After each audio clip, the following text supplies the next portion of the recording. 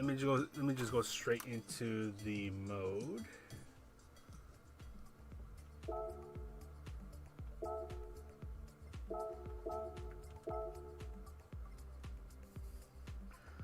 All right, give me a moment, guys.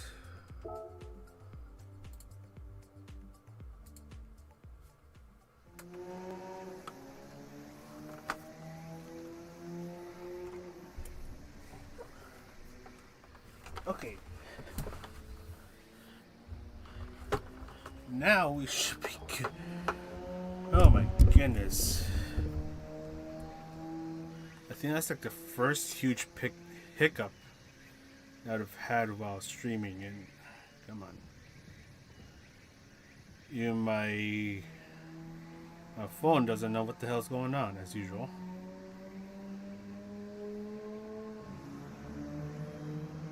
Trying to get this up. There we go. Hey Tyrone, I'm doing all right. Life has just been very busy, but other than very busy, I'm doing all right. Hopefully you're doing well. I'm just trying to get past this little hiccup that I had, because when I started the first stream, I didn't have the webcam plugged in, and I basically need to have the webcam plugged in so that OBS can show the webcam. So I had to close it and then reopen it for the webcam to show up. But that caused the stream to end, and then my streaming app or OBS crashed on me. And yeah, it just caused a whole bunch of chaos. But luckily we got that sorted. Right now I'm just trying to get the link up.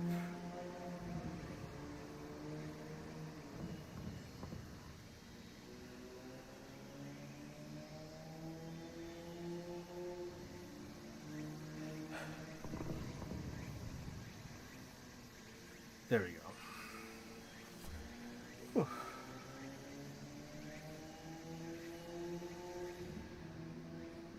Yeah, and especially like the streaming stuff, I'm trying to get more and more used to it. So that's why I'm trying to stream a bit more often. And yeah, it gets chaotic at times. And then if there's like a hiccup that happens like while you're live, then you gotta try your best to fix it or just deal with it. I don't know. Yeah, I mean, I do play GT I don't play as often just because I'm busy. But I am trying to at least have, put in a bit more time than usual to GT. That way, if something comes up, like some cool stuff, event thing, I don't know, then at least I won't have to worry too much about like having to like get back into the flow again. And all that jazz. But I mean, there's a couple other games I've been looking at streaming. I've heard Caric Street just came out on the PS5, so I'm genuinely thinking about streaming, just trying it out and streaming it sometime next week. Oh my! I cannot roll my R's right now. I think it's because I'm sitting down. I cannot roll my R's for some silly reason. But Rodrigo, great to see you again. How many of these notifications am I going to get? Hopefully this is the last one, because my OBS stream crashed on me. Yeah, OBS took a dump on me, and then yeah, so a whole bunch of shenanigans happened at the start of the stream, and it was only because I just wanted to plug in the webcam. Have to close the app, plug in the webcam, reopen it. But because I did that on stream, it caused the stream to end, and then it caused the app to crash.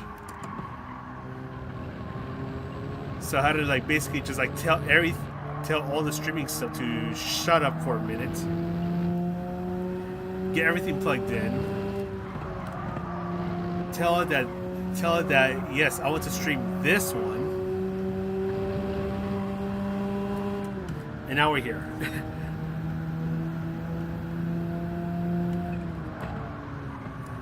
Yeah, but you know, it's actually I think it's kind of funny because of all the times I've streamed, and yeah, basically ever since the first time I streamed, way back in the day, I think this is the first time where like things just went wrong,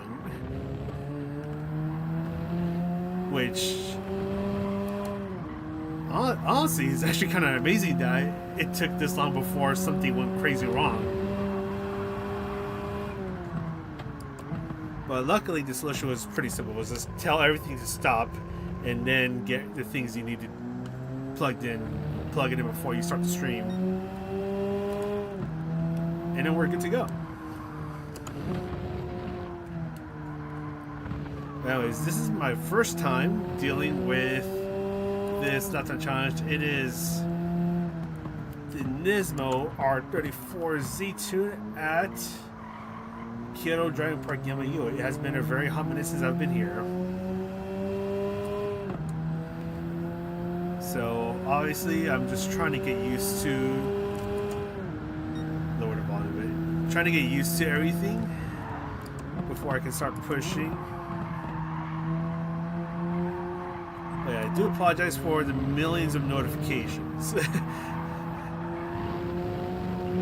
I'm gonna blame YouTube and OBS for that shenanigans.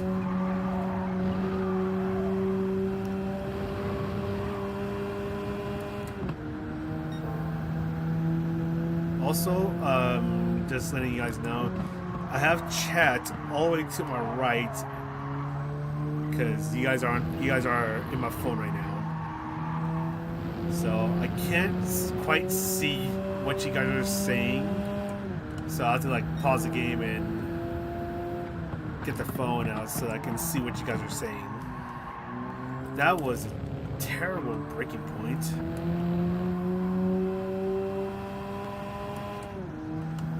I kind of even forgot to check like what's a goal time. But we'll find that out in a bit.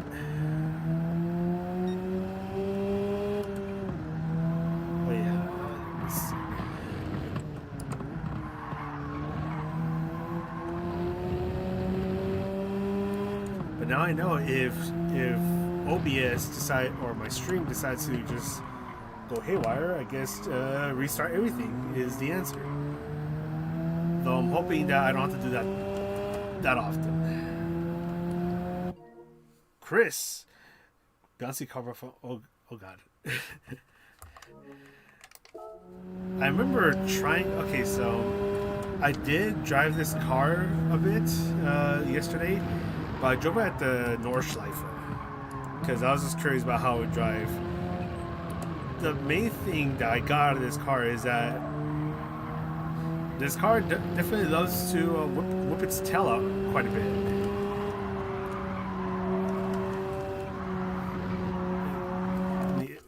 This car's an all-wheel drive, right? Actually, I kind of even forgot to check. Give me a moment. Give me a moment. Okay, yeah. Okay, that's what I thought. It's an all-wheel drive, but it's an all-wheel drive, but also feels like a rear-wheel drive car. I don't know if that makes sense, but hopefully it does.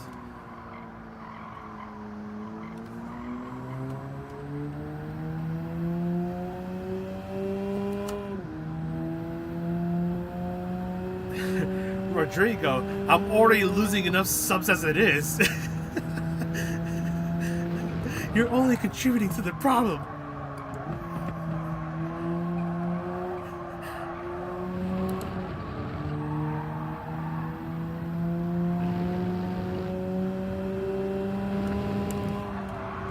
But to be fair, I think that problem is on me for not uploading often, kind of just neglecting the hell out of this channel. So I kind of need to do something about that, if I'm honest here. That way I'm not bleeding as many subscribers.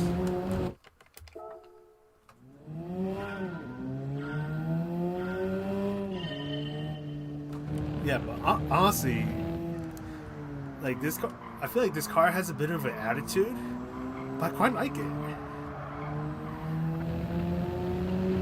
Because now you can't be like super aggressive, if that makes sense. You gotta think a little bit before you hammer it down on the throttle.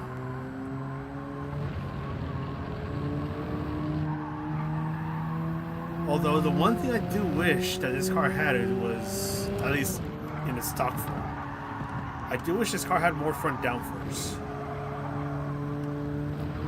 Because like low mid-speed corners, this car feels pretty funny to drive, but like once you get to the higher speed corners, it's like, oh man, if I had more front downforce.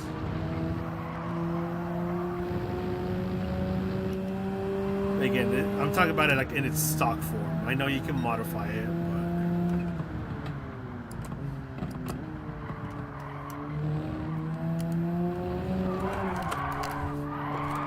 yeah, it's definitely bouncy, and the curves definitely did not help.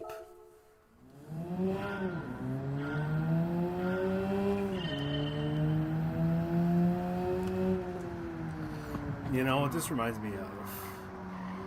So, man, I think this was 2022 or 2023. I don't remember. Honestly, I don't remember at this point. But I still remember that time where we had like the tuning race with certain cars, and it was for a Nations Cup race.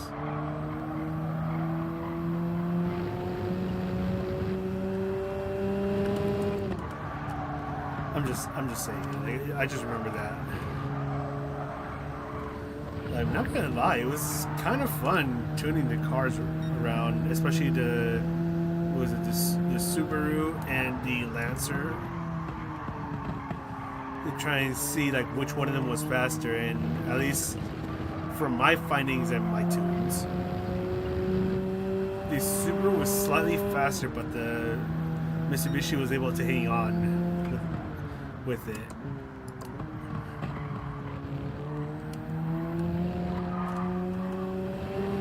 Well, that's a lot better.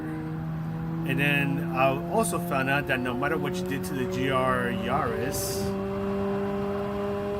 that thing was undrivable, like nearly undrivable.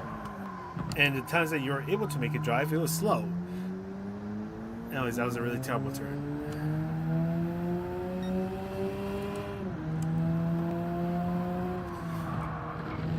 I can't remember the last time I've driven a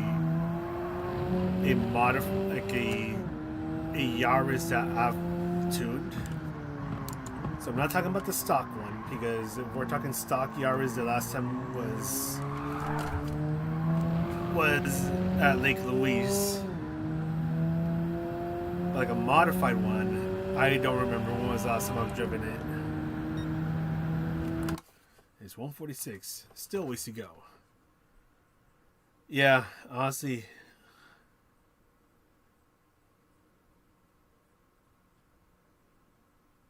Yeah, and I mean, I think we've had one, two. We've had two time trials where you're able to tune the car.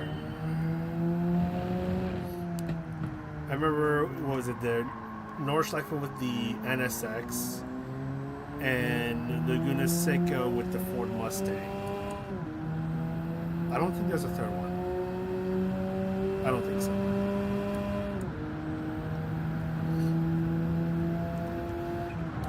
But yeah, those were actually hard. Even I think the Nürburgring with the NSX is still. I think it's still like the most difficult time trial to get gold on.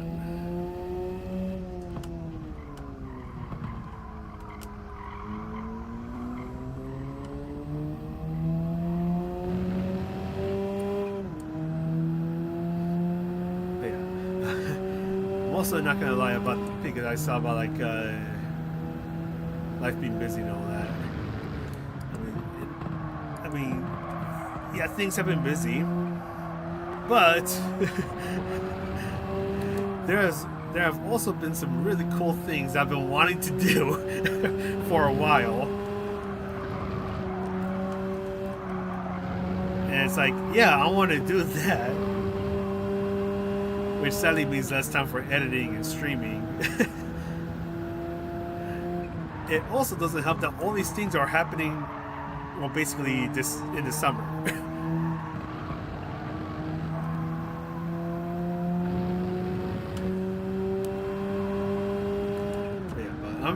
At least for now, I want to try streaming a bit more often. Because at least to me, I feel like at least I'll feel like I'm doing something with the channel. And see where that takes me, and then whenever I can, just try to get some videos out. I don't know if I'll be doing lap guides. I feel like at that point, I feel like at this point, it's kind of in limbo.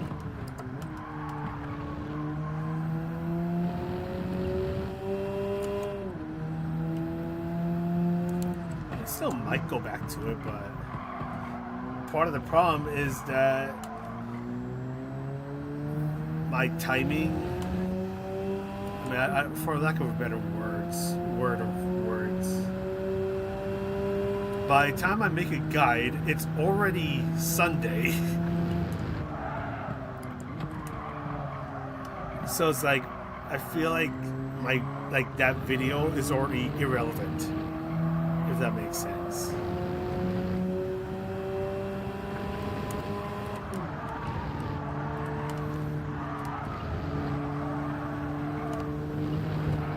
Because I feel like making the lap guides, I feel like it's super time sensitive, where it's like when it comes out, like I have to make it that night, and it's just like I just can't do that anymore.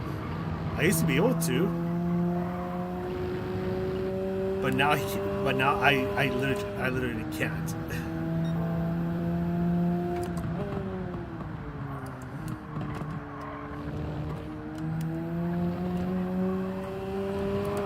Because by the time, because when the lifetime challenges come out, it's already midnight over here.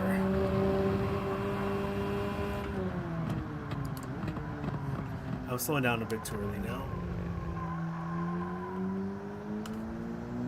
And it's like, yeah, it's like back in the good old days, if you want to call it that. I used to be able to stay up until, well, basically like 7 or 8 in the morning to get the guide out. But now I just can't do that anymore. I just can't do that anymore. Big part of it is because, well, I got work in the morning. The other part is like my body literally just cannot do that anymore. I mean, shoot, even sometimes I struggle to stay up past midnight. Like, what was it? The other day when the update came out, normally what I do on Twitter is I'd be posting some of the things from the update. So I'd be posting the new lifetime challenge. I'd be posting things, recording things from GT Engine if there's a BOP update. I'd be getting the group pictures of the engine swaps and say like, hey, this engine goes into that car now, and all that jazz. That didn't happen because I fell asleep. I fell asleep on the chair while I was trying to get this stuff out, or get the stuff ready. I was just so tired that night. I think the only thing I got out was the lifetime challenge, and then I just passed out. I passed out so hard. And then I woke up, and my neck was turning. I'm like, oh God, I feel terrible. And I'm just like, it's like I can't do this. Like, I can't get all the stuff ready because I still got to take like the screenshots and put everything together. When I'm just like, I just want to go to sleep. So I just called it a night and got the bed out and just went to sleep. Rush, Roosh. This is. Hold on. I am going to screenshot this because I am now someone's Oshi. Rush, I fucking love you.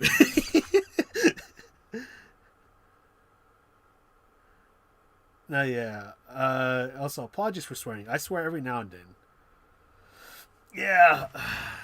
Honestly, okay, because honestly, I thought, okay, you know, I'm 31. I'm 31 right now.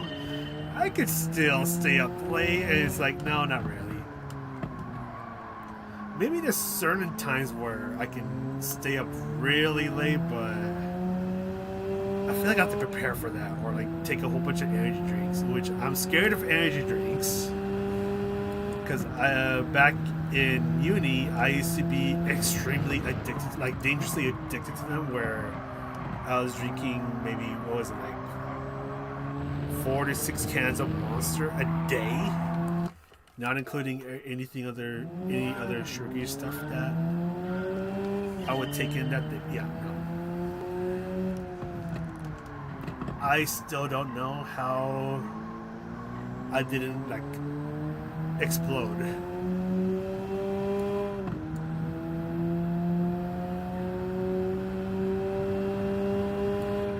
Anyways, I forgot what I was saying.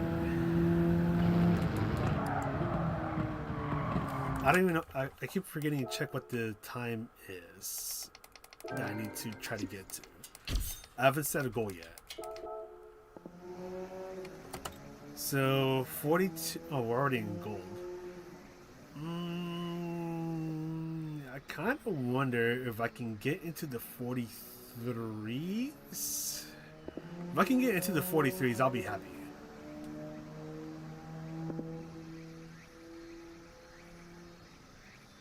Hamza, how's it going? I wish I was a good racing sim on PC that didn't need a wheel. It might not be a racing sim, but there is European Truck Simulator 2 and American Truck Simulator. I mean, it's not a racing game. I mean, it's still fun on the controller. Shoot, back. Oh my god, even way back in the day when I had the MacBook Pro that was like getting older and older, I had to play on the keyboard. I'd play Euro Truck Sim, the first one on the keyboard. Good times.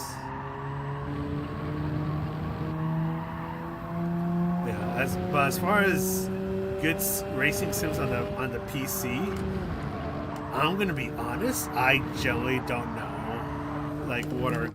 I mean, other than LMU, because I keep hearing a lot about it.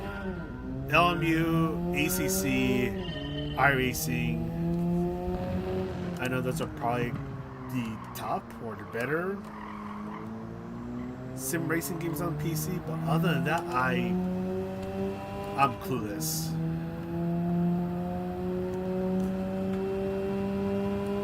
I'm trying to remember like what games I play on Steam, but well, that's the thing, because a lot of the games I play on Steam are single player games that are not racing related at all. You know, like City Skylines.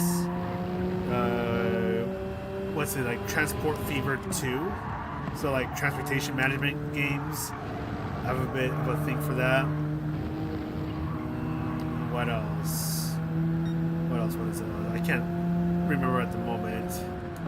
Hollow Cure. So I don't know if you guys ever heard like what's like that, like the Roguish game, the Vampire Hunters game. Hollow Cure, something like that. What else? I know there's Tokyo Extreme Racer that I play every now and then, but that's Arcade Racer. Yeah, honestly, I'm not too familiar with racing sims on PC because I kind of just don't poke into that territory.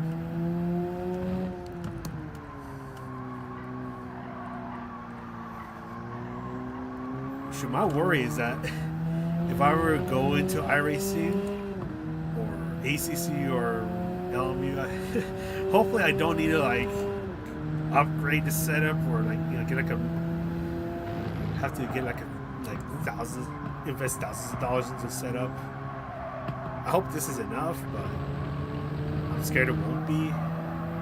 But again, this is someone who knows very little about PC racing sims, other than just hearing the name of the big games. What I do know, okay, I have a story now. Last year, I was at a car show. That was a stutter. I was at a car show, and one of the vendors, what I think they call it Podium One. So I've never heard of these guys before, but they had some crazy rigs. So like it's like those motion rigs where like you get on it, it's like the seat and everything moves depending on what you're doing with the car. And that was actually my first time being exposed to iRacing. So this was my very first time trying out iRacing. It was Laguna Seca. It was in a Porsche. I don't remember which car though. But I remember trying it out and like, okay, hear me out. It was flipping awesome. Like I was loving the experience. I was like, yo, this is super cool. Like the seats moving around and then like the car feels really great to drive. I realized that I cannot press on the brakes all the way because that locks up the brakes and sends me spinning into the dirt or the sand. So I had to be a bit more careful with my throttle input, my braking input, but it just felt so awesome. I think the racing rig helped as well. So eventually I go home and I was like, yo, I could see myself with this rig one day. Like it would be really cool. I mean, I don't have the room for it unfortunately, but it's like, yeah, man, I want to get this rig one day. I look it up. If I remember correctly, it was $25,000. It's like, oh hell no. So I don't see myself with that rig anytime soon. Forza. Okay, so also I apologize for being bad at reading chats because you guys are all over here, so I don't see you guys that often. I would have the second monitor out, but I have a fan that I have on because it gets really hot in this room really quickly. Swearing is my first language. And I still have a video of Switch PC is nothing like, yeah. And then there's Forza. Forza's a hot mess. Yeah, I've been hearing. Honestly, I feel sad for the devs that got laid off from was it Turn 10. Honestly, when was the last time I played Forza? I think it was Forza Motorsport specifically. I think the last one I played was Forza Motorsport 2, but that was like my first and only exposure to Forza Motorsport, and of course this was many years ago, but I remember liking it a lot. But then I never went on to Motorsport 3, 4, and so on. But hearing about the shenanigans in the recent Forza Motorsport, honestly, it makes me sad. I was hoping it'd be a good game. Because if it was a good game, then I would have definitely like grabbed it somehow and try to play it. I don't know if my PC would be able to handle it, but I would have bought a copy. But when I heard that there was a bunch of issues going on, I was like, okay, I guess I'm not gonna get it.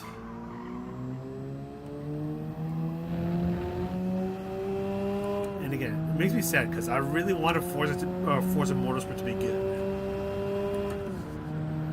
It'd be like, sweet, that's another game I can stream or make videos on. But now it's like, I don't have a reason to do that.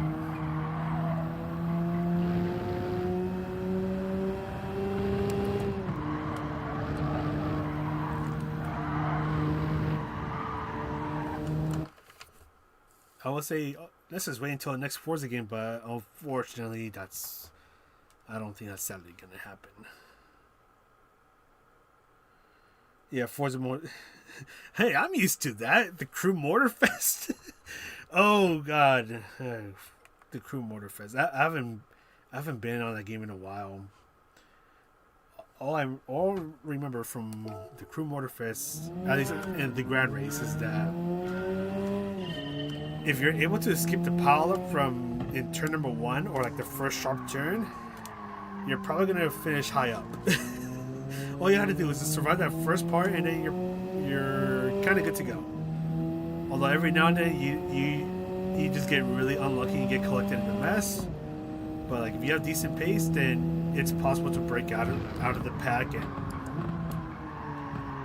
and still finish high up.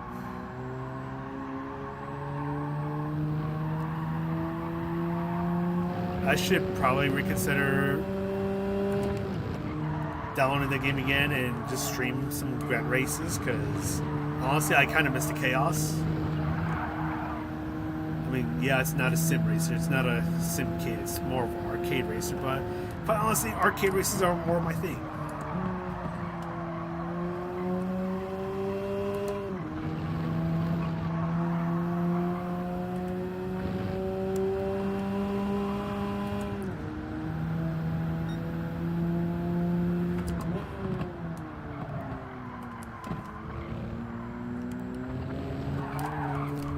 Kind of wondering if it's better to just go through the chicane on fourth gear. I feel like it might be. That way I don't have to shift.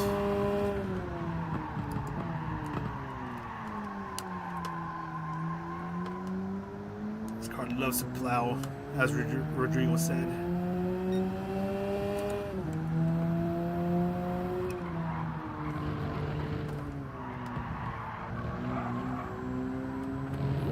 It's faster to go through fourth through here.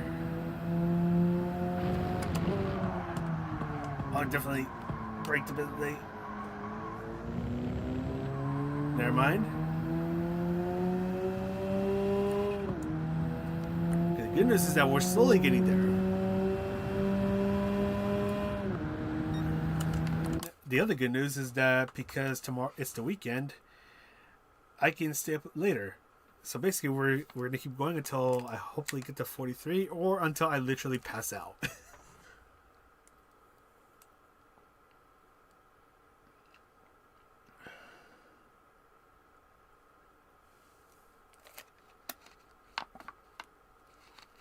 But yeah, still sad about the Forza situation. But you know what makes me even sadder? Oh God. Don't make me talk about VTubers, because we are how far are we into the stream? We are 32 minutes into the stream. I have not talked about VTubers yet. I'm trying not to talk about VTubers, because then I'll have to break the timer.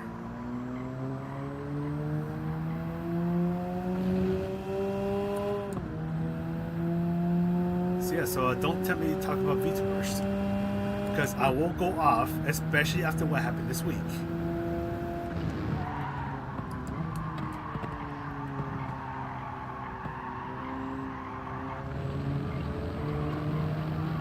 Okay, that was actually not too bad.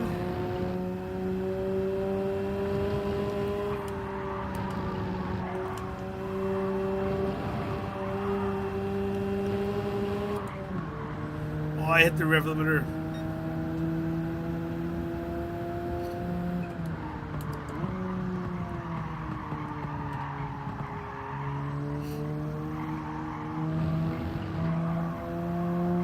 And again, it's just the lack of downforce on this car that makes it a bit harder to go through these higher speed corners.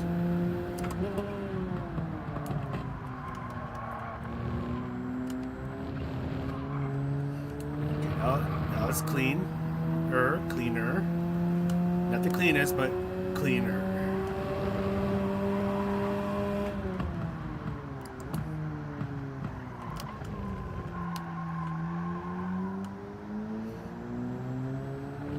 I feel like I could have braked just a little bit later. I was a bit hesitant.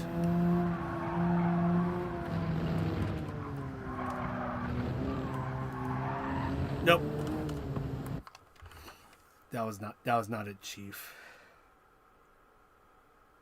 On GT, I remember Japanese players were insanely good. I mean, I think they still are, even nowadays.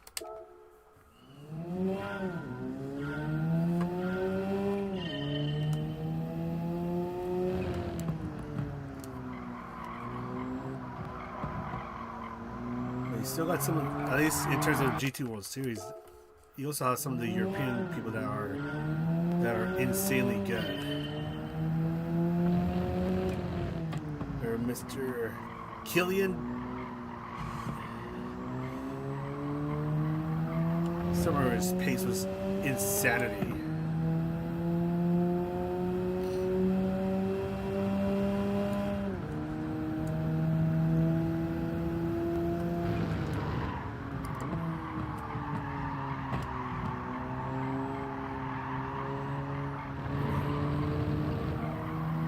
The one thing that, and then of course there are some people over here that in the Americas that are super quick as well. That was not it, Chief.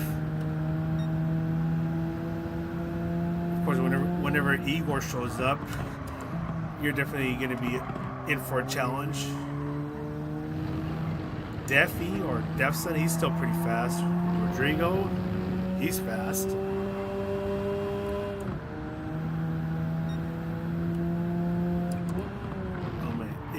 If you were around in the GT Sport days, if you remember the name Lloyd's Elite, he was dummy quick. I'm sad I don't see him anymore in the GT WS scene. And then you got Mr. Quartz. He's pretty damn fast as well.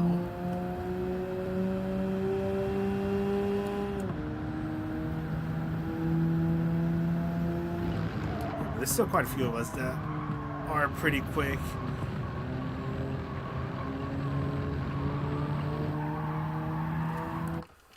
I just hope one day we can finally show it. One day.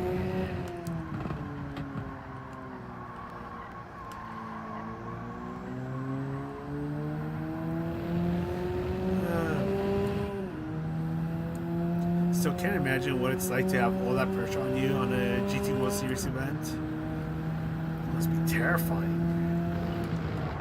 Because I think apparently you can hear, even though you have like the headsets on, you can still hear all the people behind you. Honestly, that just scared the living hell out of me. And I used to also perform at venues in my younger years, but I mean that was still kind of scary. I don't know, but I feel like this would be like a whole other level of scary or nerve-wracking. Because in the things I used to perform at, in the concerts and all of that, the eyes were on all of us, not just on one person. But it's like when you're at these kind of events, it feels like all eyes are on you, if that makes sense.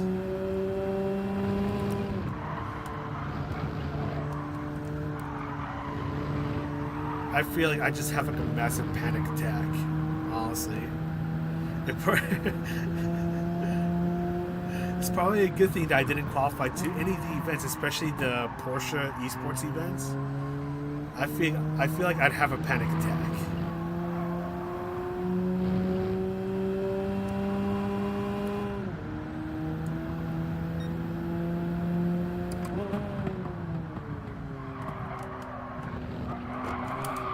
Whoop. Alright, the car did silly things. It's easy to get low slip in the small curves. Yeah. Also, John, hello.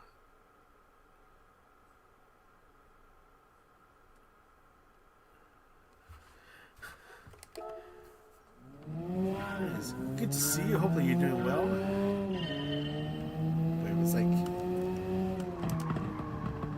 these slower corners, I kind of like it with this car, but it's just the longer corners where it's like, not feeling it. And then there's that cursed chicane. Actually, I think with this car, both of the chicanes are kind of cursed. Do you like cheese? Because we're cheesing this. At least the chicanes are cheesing it. And then the S's, I feel like, are a bit tricky.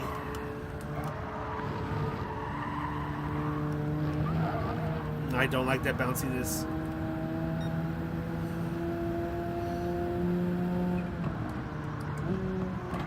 And I'm still trying to figure out exactly where I need to brake, because I'm definitely going to get all sorts of wrong. I just need to remember that this car has very little front downforce. I keep driving it like if it has a ton of it.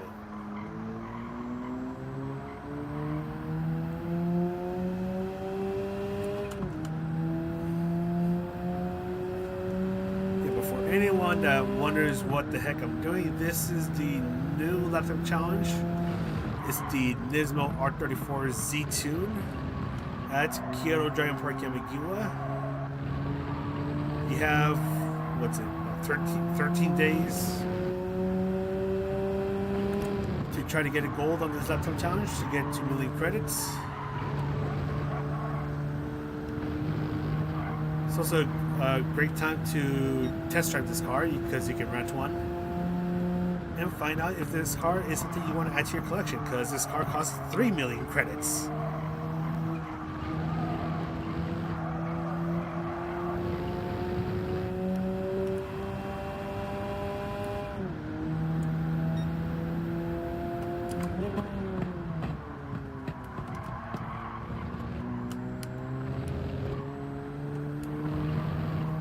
That was a little better.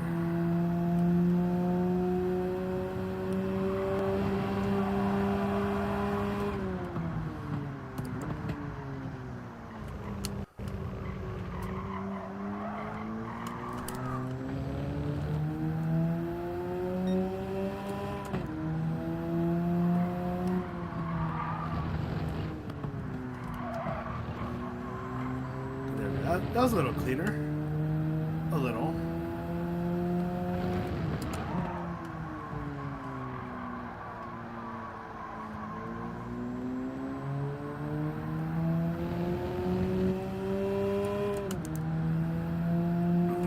This is a 44? Yep, that's a 44. Alright guys, now we gotta find one more second. And I'll be able to get my 43 and I'll be happy with that.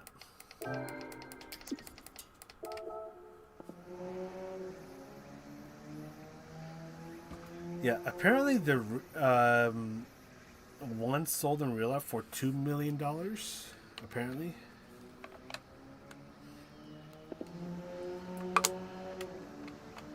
We're getting ripped off over here.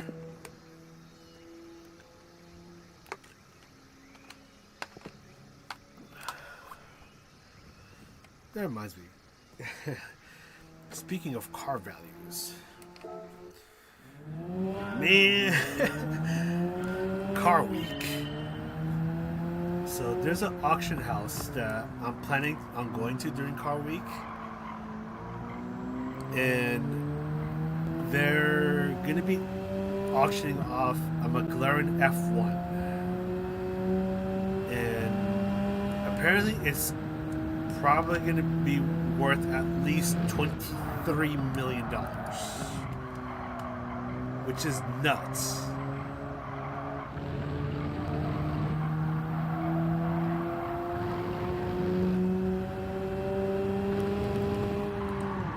The other thing is that for that specific car, the bidding is going to be, I guess bidding's the better word for it, but it's going to be pretty much anonymous. So, I mean, internally they'll see like who bidded on the car, but it's like for everyone else that's like that has eyes on the event, none of us are gonna know who bid what or who won the car.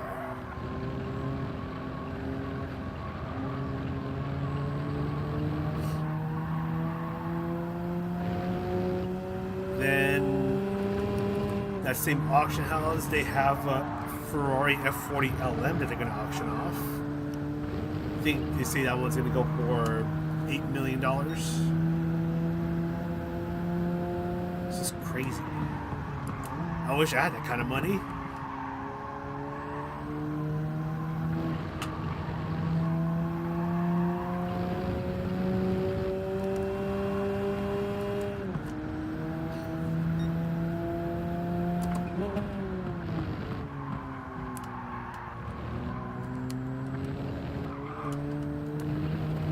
That was a little faster.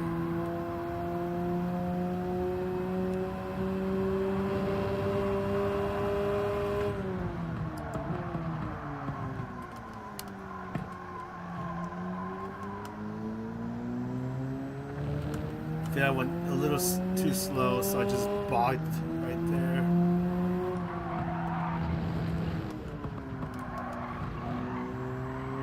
Oh, look at the cheese! The cheese you get to do for this.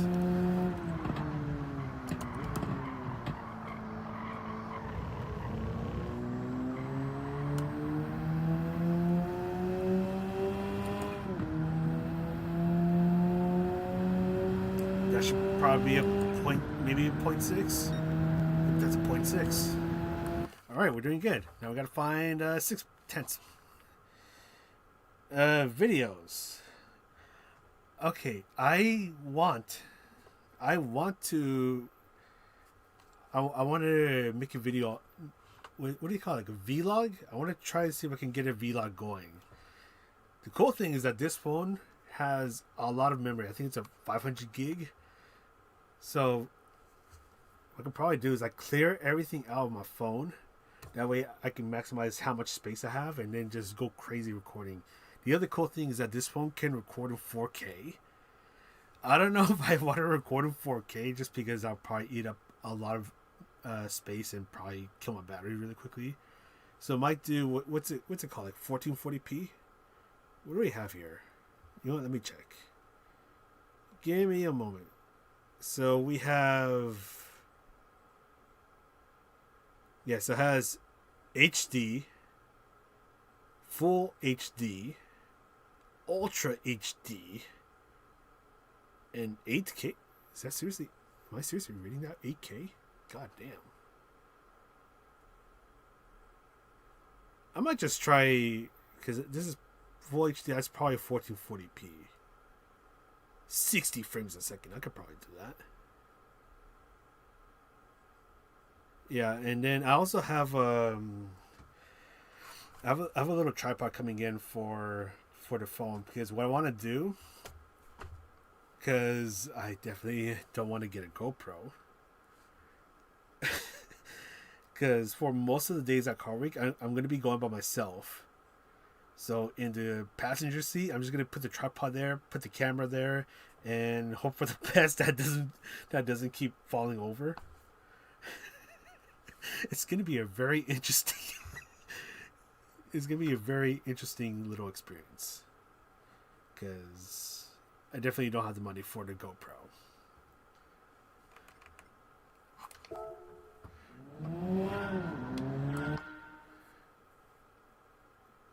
Can you get an extra SD card? I don't think so. Fortunately, I don't. Yeah, I don't think so. But I think 500 gigs should be enough. Is it 500 gigs? Yeah. And also, I mean, I'm gonna be like, I go to Monterey, then I come back. So when I come back from Monterey, I can just transfer everything, and then by the time I go to bed, hopefully everything should be transferred, and then I go back with what do you call it? Everything's transferred, and I just go back in. Don't have to worry about space. Voon, how's it going? Hopefully you're doing good. Oh my god, sub daddy. Oh my god. I have This tells you how much I forget. I used to know the name of my phone like the. I think it's the S25, the Galaxy S25. Let's see. What's it about this phone? Shoot, man. Before I know it, I'm going to forget what my own name is. About phone. What are you? You are a Samsung Galaxy S25 Ultra.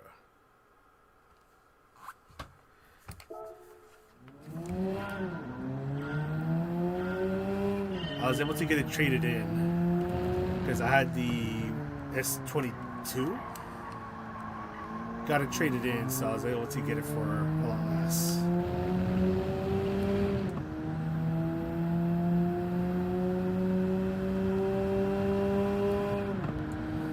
And that money that could probably go to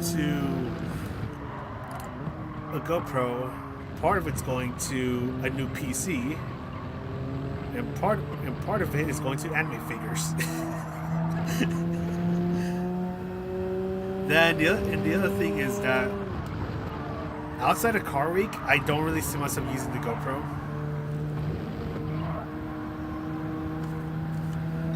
So it's like, if I'm only gonna be using it once a year, do I really want to get a GoPro?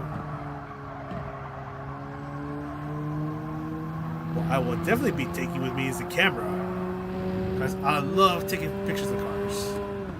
So I'm hoping I can get a whole bunch of photos to share with y'all. And maybe, I don't know, maybe even set something up where it's like, hey, if you want to support me and like get these cool photos or whatever. Basically reopen Patreon. I thought about it, but it's like, maybe I should just focus on being a bit more active here on YouTube before I really decide if I want to go back to Patreon or like open a Patreon again.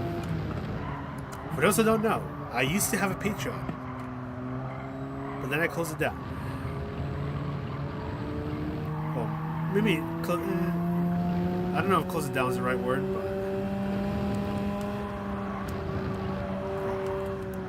yeah, I discontinued it. Or deactivated it. Yeah, I've had thoughts every now and then. It's like, should I activate it again? But yeah, let me be more active on here first before I go back to that.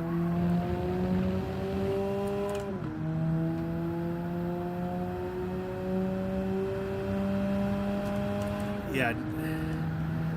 Definitely not getting as deep. I mean, I will say, like, I would definitely take videos with the camera, not the one on the phone, but like the actual camera. But the problem is that the camera isn't the best at recording video, and excuse me. And I was also trying to.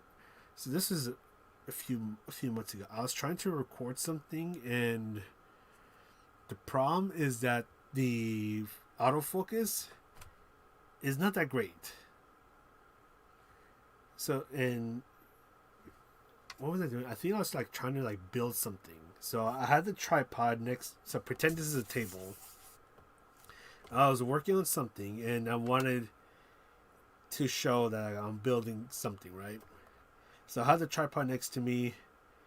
And then there was decent lighting, and then the camera was pointing towards whatever I'm building at in my hands. So I was recording for a while, and then I go back and review the footage. What I noticed is that the camera was struggling to stay focused on the thing I'm building. So like, it'll constantly like stay focused for a little bit, and then it'll lose its focus. So like everything's blurry, and then it'll be focused again, and then go back to be blurry again. So basically, all that footage was useless. So then I tried it a little bit with the camera on my phone, and that was a lot better.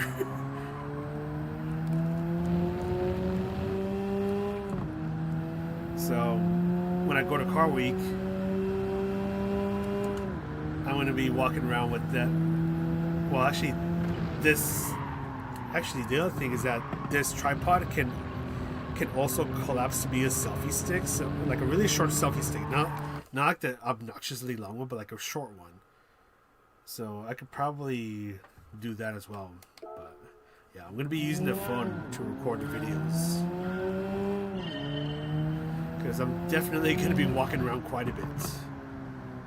If memory serves correctly, there was actually, yeah, especially last year. Last year there was a lot of walking I was doing around Monterey and Carmel. Because the thing is that it's just that, like, this is like a whole bunch of cool things that you can see just by walking around the block or just walking around the neighborhood.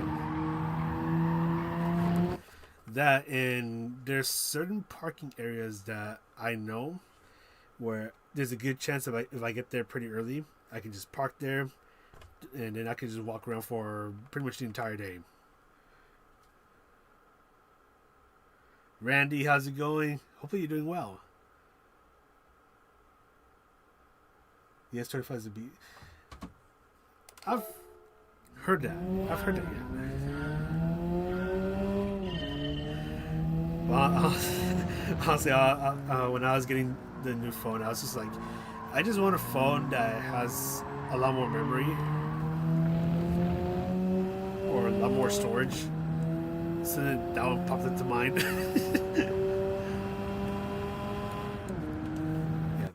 Yeah, it's gonna be a fun time, and I really can't wait to try to get that vlog going. I don't know how I'm gonna do it. If I want to do like one day, like one video for one day, or lump all the days I'm there into just one big video.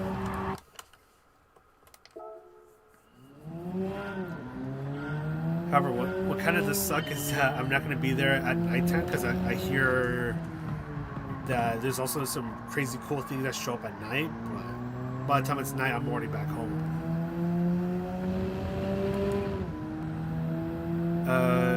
What was it? And then for that Saturday during Car Week, I'm going to be at Laguna Seca, so that's going to be a lot of fun.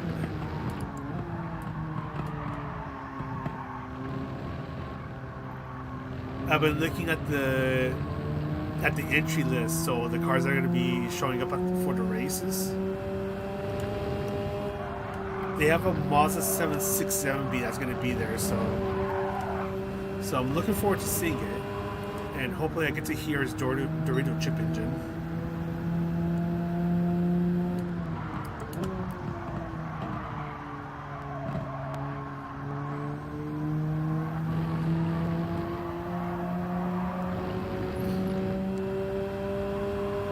And I think they have a whole bunch of Trans Am cars that are going to be there, so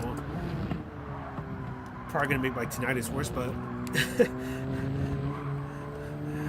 hopefully my earbuds, or what do you call it, earplugs, do the job pretty well.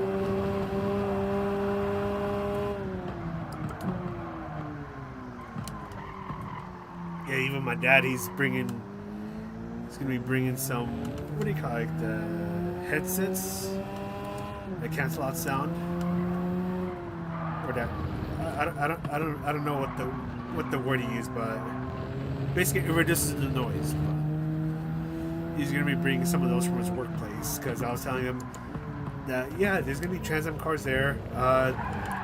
They're super loud, so you might want to get something really good to protect your ears. What you doing at Laguna? So Laguna Seca. So every year during Monterey Car Week, they have, what's it called? I think it's the Rolex Motorsports Reunion, and they bring out a whole bunch of cars from different eras, and they go racing.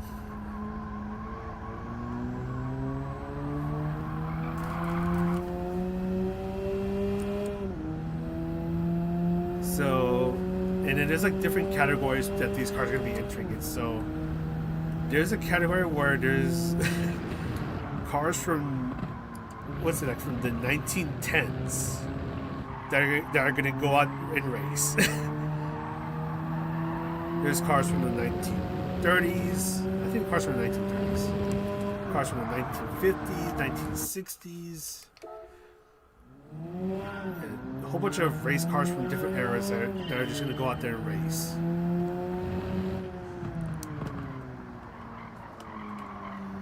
I'm also looking forward to doing a bit of car spotting at Laguna Seca, like in the parking lots, because I've heard 1 year during that specific event, there was a 250 GTO there that was just parked in the parking lot.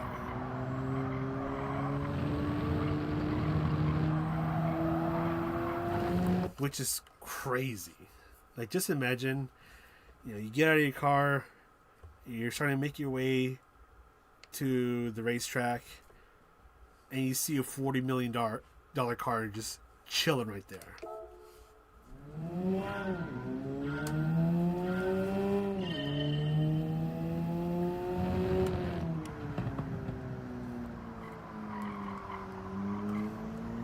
Yeah, so I'm going to be doing a bit of car spotting at the parking lot.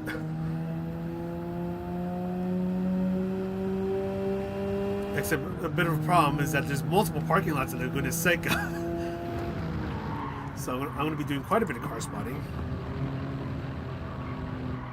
But it's going to be a lot of fun. I know my dad is really excited. Okay. I kind of do need to get a bit sappy about this. Because I think one of the things that my dad and I get along with the best is just going to the racetrack. Of all things. Because I don't know, I feel like, how do I say this? So we get along, but it's like, man, I don't even know how to describe this. But I feel like going to Laguna Seca is like that one thing where we're both like genuinely excited to go to together. It's like, because we've done a whole bunch. We do things together every now and then. It's like, like if we go to, let's say for example, like going to the park, it's like, oh, okay, not too bad, but, or if we go to a convention, oh, okay, not too bad. We go to a car show, oh, okay, not too bad. We go to Laguna Seca for a race. Hell yeah, let's go.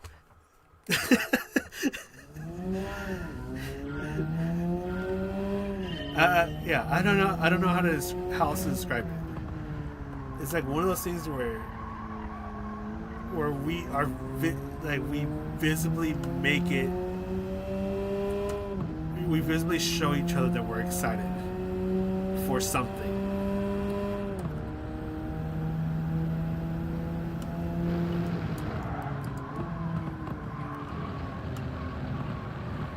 Which, I know, I feel like it's kind of funny because this is actually going to be our second time going to Laguna Seca. The first time was last year for IndyCar, and at first my dad was excited about it, but he was also like, I don't know how else to word it. But like after the event, during the event, he just had the fattest smile on his face. That's where I knew he's like, okay, he fucking loves this. He loves going to these type of things.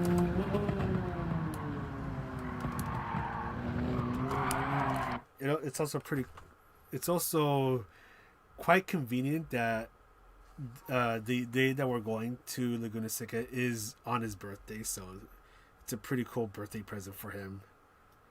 And I told him about some of the cars that are going to be showing up, and he's like, dude, I can't wait to see it. Yep. you gotta come over to Car Week one of these years. One thing is that, oh my god, it's expensive. I mean, there's free shows, or just shows where like you pay not a crazy amount. But even just walking around town, there's crazy cars that show up during car week. There's this road in between Monterey and Carmel called the 17-mile drive. It's a scenic route. And a lot of the crazy, like the really crazy cars tend to show up there, just driving around. Like last year, I guess you could say last year's unicorn car was a low-tech C1000, and someone spotted it driving around the 17-mile drive. 2023, yeah, 2023. It was the Apollo Project Evo. It looks like a freaking spaceship car. As far as I know, only one exists, but they're supposed to make 10 of them. But I think at the time, only one exists. And I was able to see it driving around the 17-mile drive. Like, I was getting ready to go home for the day, but I was like, because I was in Carmel, and I was like, I gotta go home, but I'm gonna go through the 17-mile drive just in case something shows up there. So I'm driving around and I see a parking area where there's like a photo shoot going on with some Porsche. So I stop by, get a couple quick pics, and as I'm starting to make my way back to the car, I go back to this. I see a Mercedes-Benz 300 SL just driving around, and I'm like, oh, I want to get a picture of this car because I love this. I love the way that those cars look. So I get a picture of it, driving past, and then not too far behind it, there's an orange car that looks like a spaceship, and I see it come closer, and I'm like, oh my god, that's the car I've been looking for.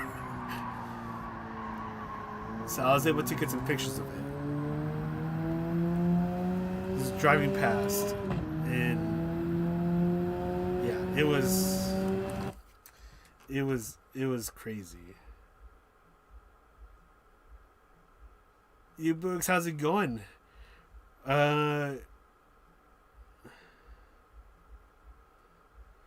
Hopefully one of these years you're able to just visit. At least for car week. Anyways, I'm gonna see if I can try to find this picture of the car that I'm talking about. At least a picture I took. I think I remember uploading it somewhat recently. I hope I took a picture or posted it recently. There's a picture of the Zonda.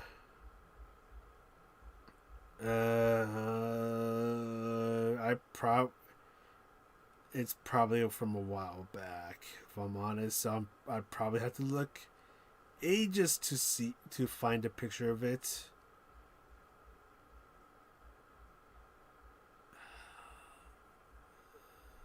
Where is it? Can't find it. I actually can't find it. Let's see if it's in my Dropbox. Is it in my Dropbox? It is not. Damn it. Okay. You know what I'm going to do? I'm going to... Ooh, I think I know what to do. Twitter. Mr. MCA Apollo Project Evo. Maybe it'll show up there. Images. Yes. Okay. So the image did pop up.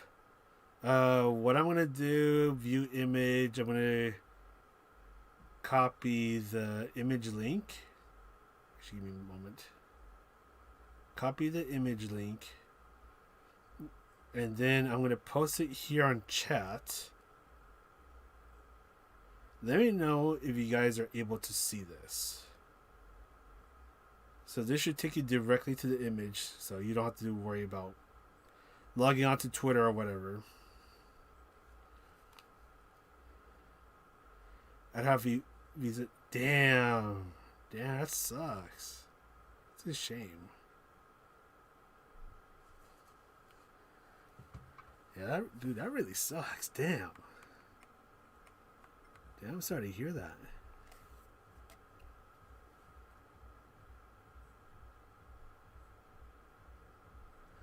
I'd love to go. Yeah, definitely. And if if if you do plan to go, book a hotel early. Because guess who forgot to do that? Not me. I didn't forget. Of course, I did forget. I mean, it's also kind of nice that Monterey's about an hour drive from here, so it's like it's not too bad, but still, it would have been useful if I had a hotel in that area. Yeah, so that car is the Apollo Project Evo. It looks like a spaceship. It probably is. I still don't know if they've made all 10 of them yet. But as far as I know, that was like probably the only one that existed so far.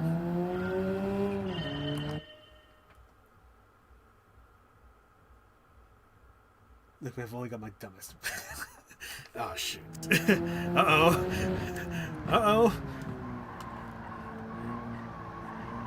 Oh, do I want to know?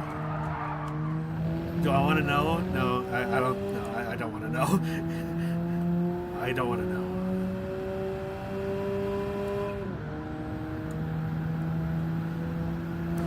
Well, if you feel like a wait until you hear about the dumbest thing I've heard or seen.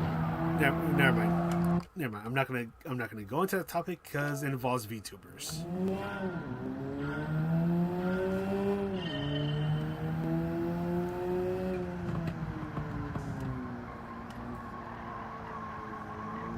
I'm trying not to talk about VTubers because if I start talking about VTubers, I'm not going to shut up about it.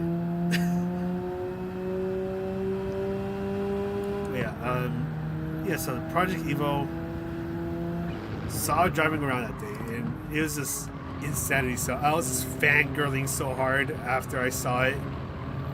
I was like, oh my god, I can't believe I actually got to see it.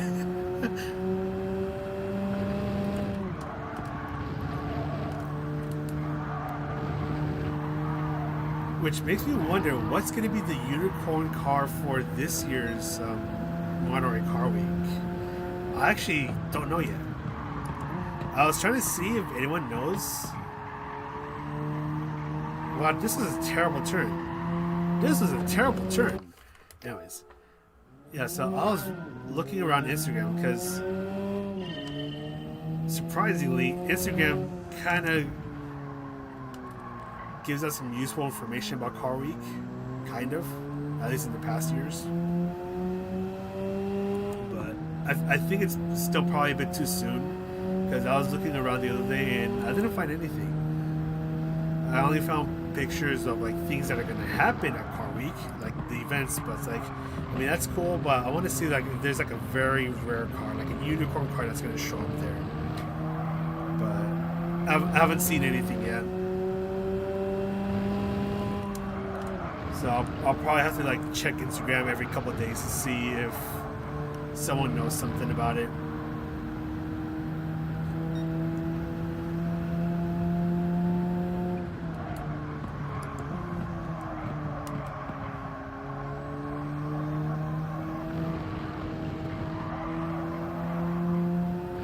What I do know is that sometimes some of these unicorn cars show up at different events. So I feel like if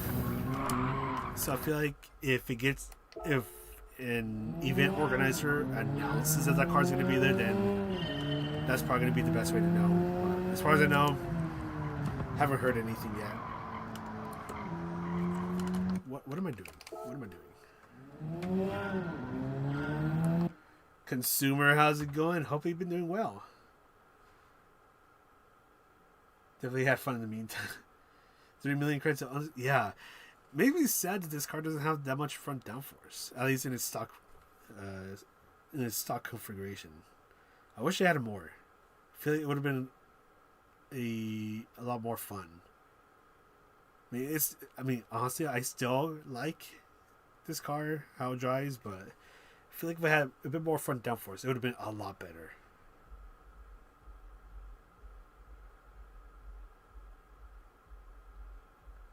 Wheaties, great to see you again. Yeah. So here's the so here's the thing. I really like this wheelbase, and this baby has been serving me well ever since 2021.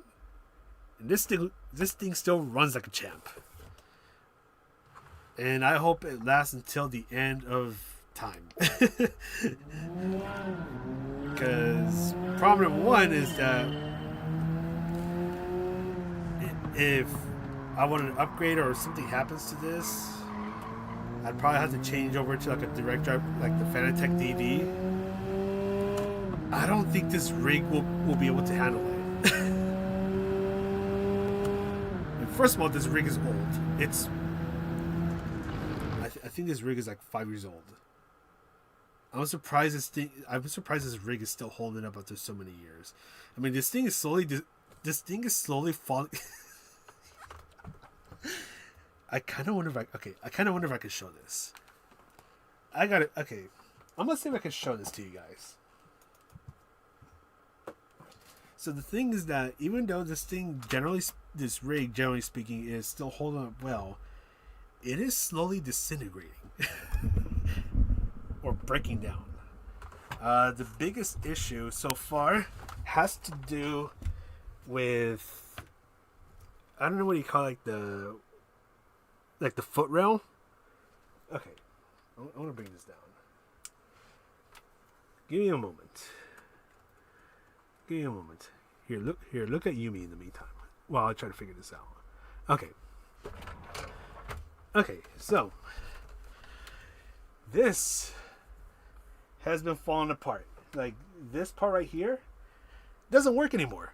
So, as a solution, I bought some of these straps to try to keep it all together. And actually, let me make this a little bit bigger. Give me a moment. There we go. Yeah. So this thing right here, this is what's keeping the entire foot. Well, whatever you call this. This is what's keeping it all together. Because what was happening was that these parts were not working anymore. Because I already have it tightened to the max, and this thing just doesn't do its job anymore. So whenever I press on the brakes, and these are low slope brakes, so I have to press really hard. Whenever I press on the brakes, the whole thing moves to the point where sometimes the entire rig moves backwards. So as a solution, I got these straps to try to hold it all together. And you can see, like, it's all tied up right there. But it works. Oh man. But yeah. Also, the other funny thing is that when I first got the CLC Elite, sorry if my camera work is shoddy. When I first got the CLC Elite, this thing is too big for like the straps that came with the Playseat Challenge. It worked with the ones for the Logitech G923, but not with these. This thing is massive and heavy, so the straps always came off. So what I did, I wonder if I could show this. Give me a moment. So what I did, I zip tied it together. I zip tied it on all four corners, and I haven't had a problem ever since. Oh, wait. All right, now I got to put this all back.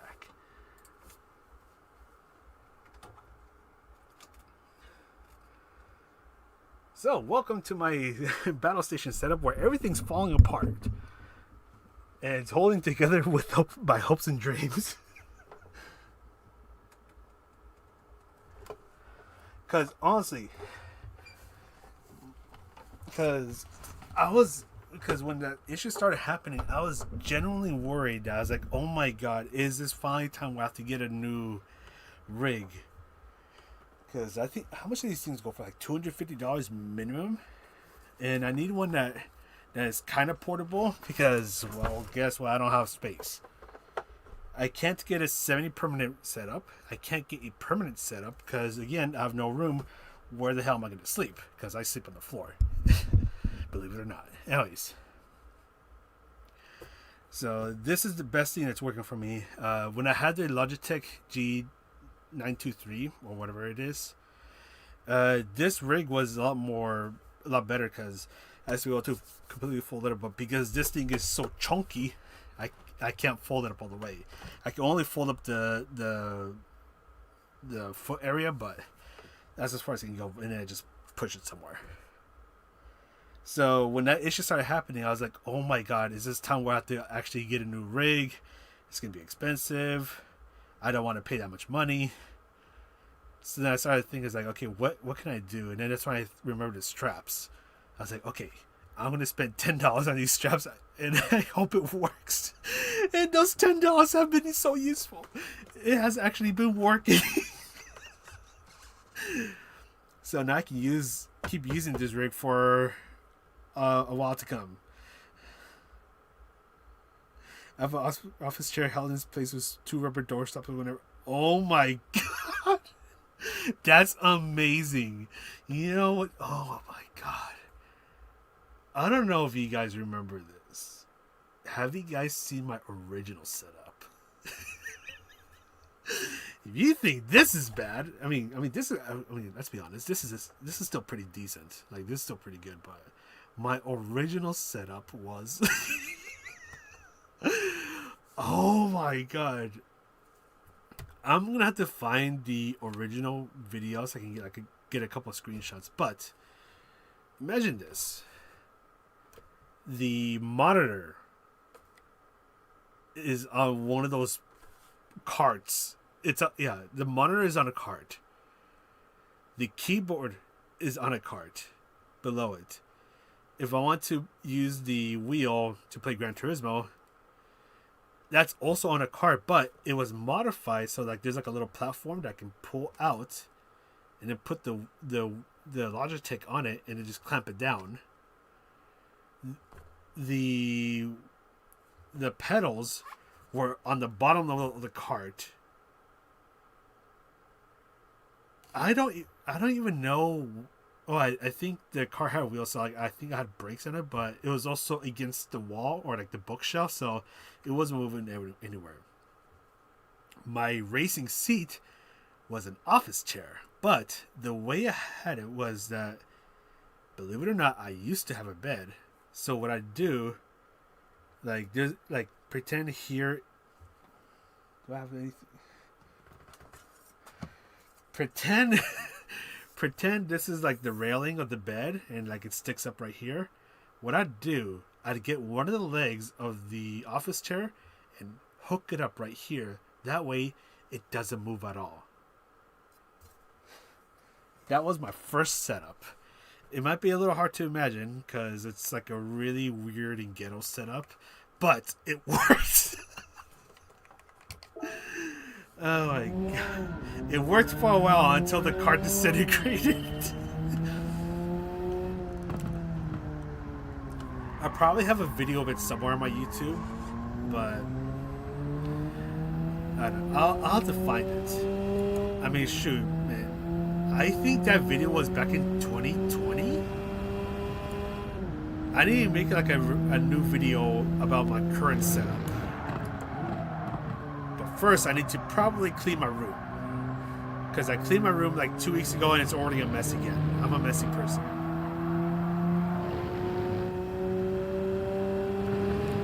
But I'm also afraid that you guys are going to see how far down the VTuber rabbit hole I'm in. And be like, this is a weirdo, and then leave.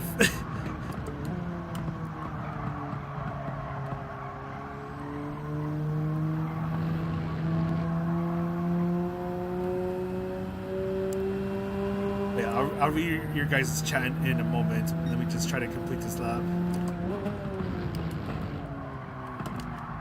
Oh, that was such a terrible break. Okay, that was lap ruined. Damn it, that was already turning out good. Have you tried going very wide in the last corner before you start?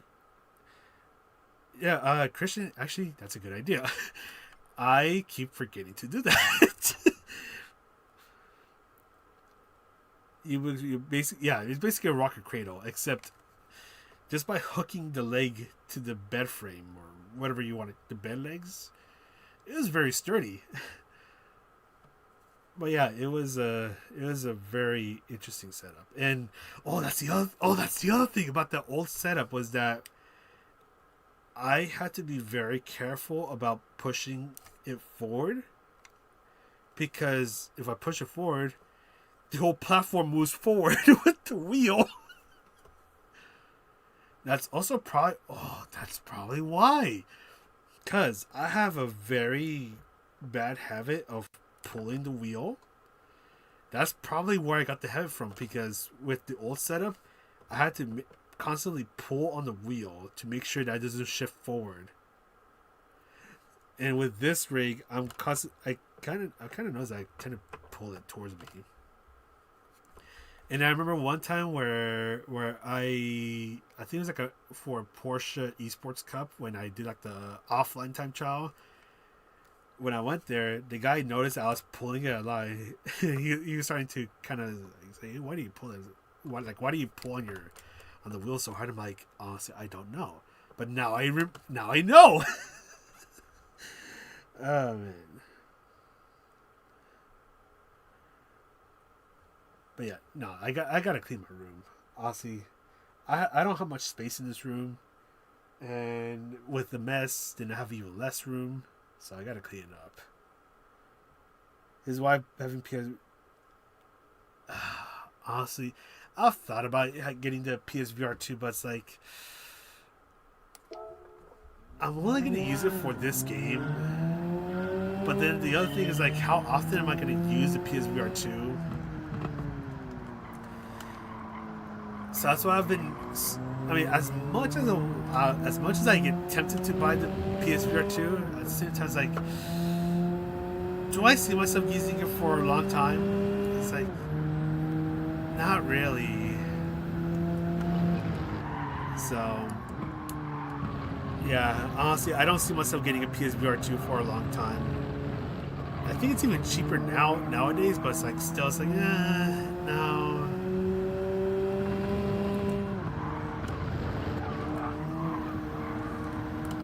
Yeah, which is a shame, but oh well.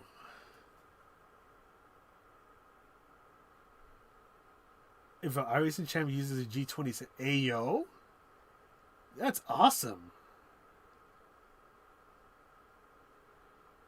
I use a C. That's pretty cool. My ABS is on default, by the way. I've tried ABS weak, and honestly, I've never noticed a difference. So I just go back to default. Also, I'm kind of just starting to fall around at this point. I'm kind of not focusing as much as I should be on this lap time challenge, so I do apologize. But I just love messing around, goofing off.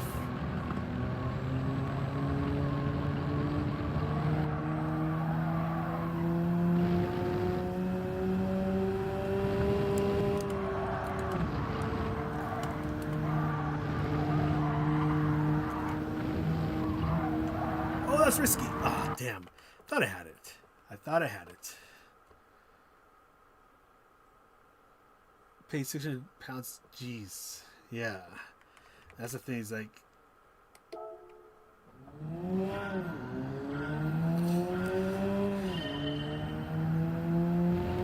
yeah, it's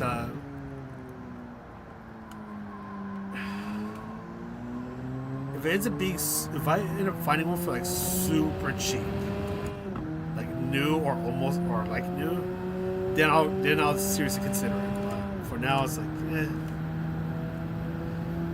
not today. Maybe down the line. But for now, it's gonna be a no for me.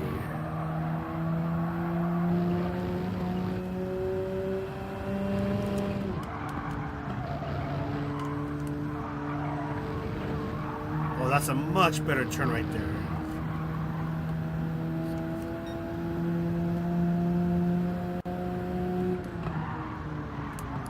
This is not a much better turn. I keep forgetting that I need to brake a lot earlier. Wait, this might work.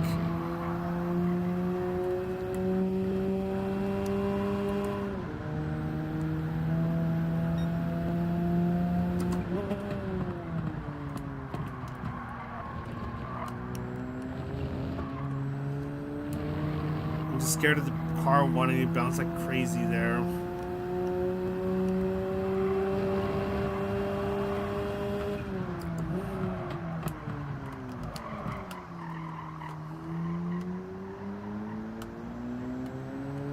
Unfortunately, I did lose time.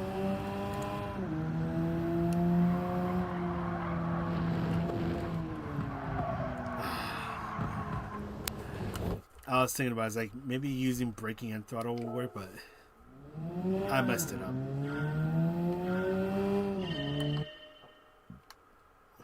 I'd rather use that money for proper rig and a third monitor. Look at you, third monitor. I barely have space for this little guy.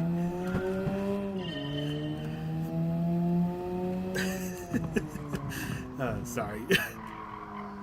By the way, Wheaties, I gotta call you out, sir. Because I was going through my files, like, because I have a whole bunch of videos in my hard drive from early GT7 days and the GT Sport days. Tell me why, for Nations Cup at Catalunya No Chicane, when the Subaru BRZ was the meta, tell me why I told you to just pass me and you pushed me off the track. Oh my god! I don't know if you remember that moment, but I found that clip and I was just laughing my ass off because I was like, oh, I remember this moment.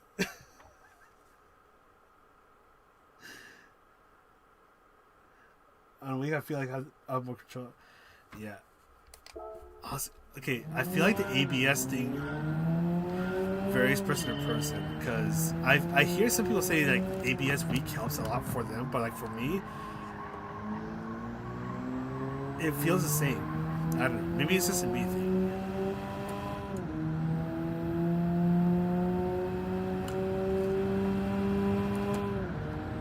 Oh god. Don't worry. I didn't remember either until I found that clip on my hard drive.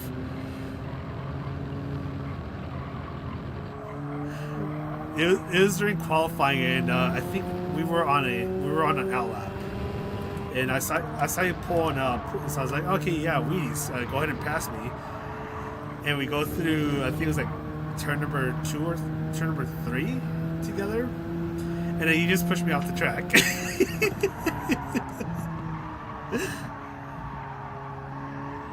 Like we were a voice chat, so like you hear the conversation happening, but I don't know, it was just hilarious. I wasn't even mad. I just found it hella funny.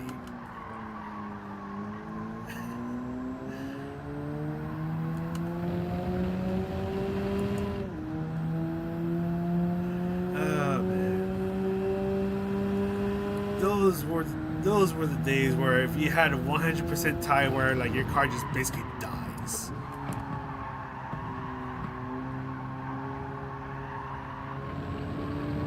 I remember the funniest thing about that update, because that update, I think what they did was like they changed the tire model where if you hit like 90% tire wear, like depending on the tire, like it's gone, like the grip is gone. So like if your front tires hit that point, you have crazy understeer, and if your rear tires hit that point, you spin out even at the slowest speeds. And they increased the tire wear. And I remember there was a mission challenge. I think it's the Group 3 Jaguar at Mount Panorama, Where normally all you gotta do is just drive. Even though there's fuel and tire wear, like it's an easy no-stop race. But when they did that update, I guess they forgot about the tire wear, because now the tire wear is insanely high for that race, to the point where you have to drive so carefully and so slow. I mean, you still have to be fast, but like you had to. But like, my rule of thumb that I found out was like, if you're driving, if you're lapping at a certain time, then you should be fine for tire wear. But for that event, like if you didn't know about that trick, or about like what you had to do, it was basically the hardest event in the game, because you cannot pit at all. If you try to pit, like you just drive through it. You cannot change tires. So like once the rear tires wear out, your car becomes undrivable.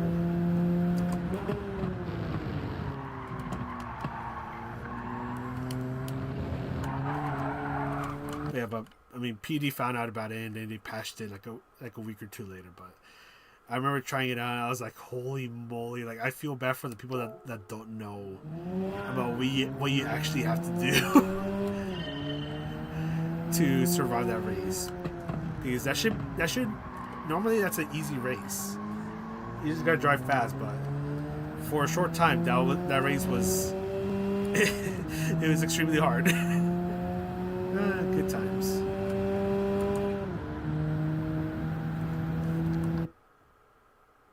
Yeah, actually, I don't even know who won that race. I just remember that moment, and I thought it was pretty hilarious. Who won that race?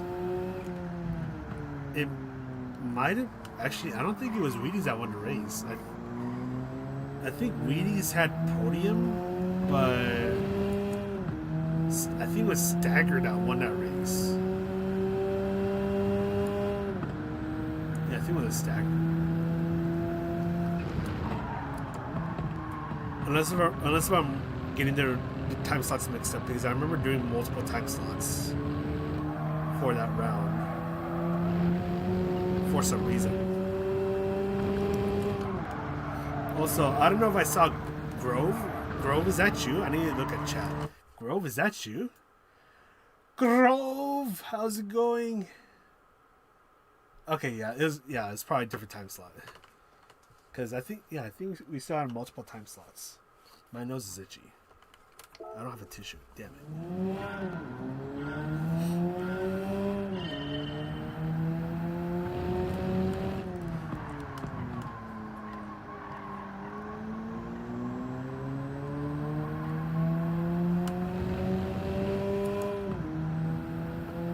But yeah. And then I remember the strategy for that Catalunya race was pretty difficult. I mean, like, yeah, you could do a no-stop on the hards, but like, you weren't gonna win the race. I mean, it was a way to guarantee that you were going to finish the race, but not in first. But like, if you did a no-stop on the mediums, like, that was the fastest way. That was the best strategy, but you had to be super careful with your tires. And I had no confidence in my tire saving ability at that time, so I played it super safe and just did the hard no stop. I remember there was some crazy dude that tried doing a one stop. Why did I do that? He tried doing a one stop with the Lamborghini Huracan. He didn't even make it to the first. Like he didn't even make it to like the first pit stop because his rear tires died out so quickly, and then his car just became undrivable. And the poor guy qualified first in that race.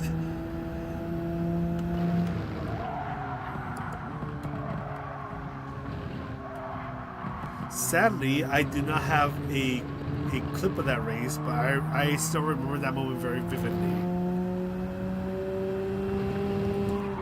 Because I remember seeing him qualify first. I was like, does he know something that we don't? And then, like a few laps later, I just see his car just spinning around everywhere.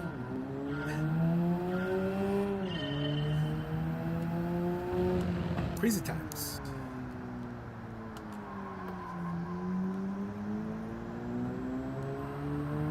Crazy times.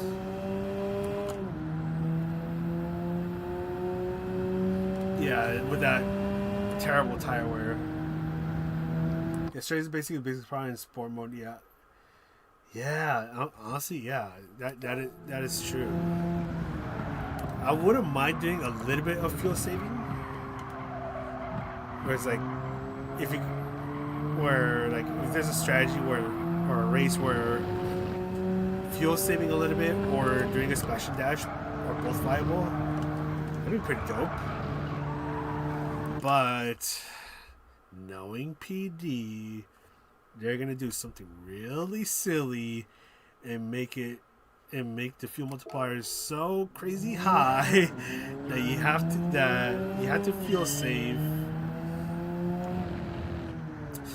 Oh, does anyone remember the Toyota Super Cup? Especially, I think it was the first year that they did the Super Cup,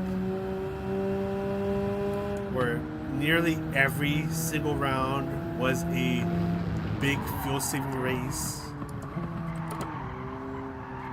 I think there was only one round where it was not a fuel saver race. I mean, it was, but at the same time, it wasn't. Does anyone remember those times? Because I sure do.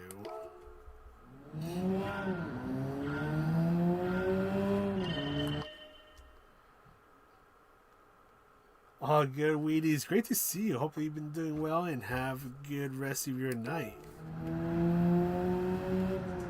So we're talking 2018. I think it was 2018, 2019 when the Super Cup happened, and that first year was mostly fuel saving races.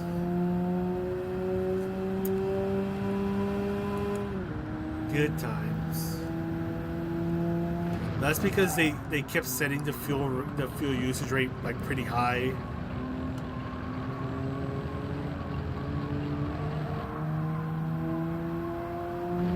And then for the next year, fuel was no longer an issue, but it was now a tire saving cup.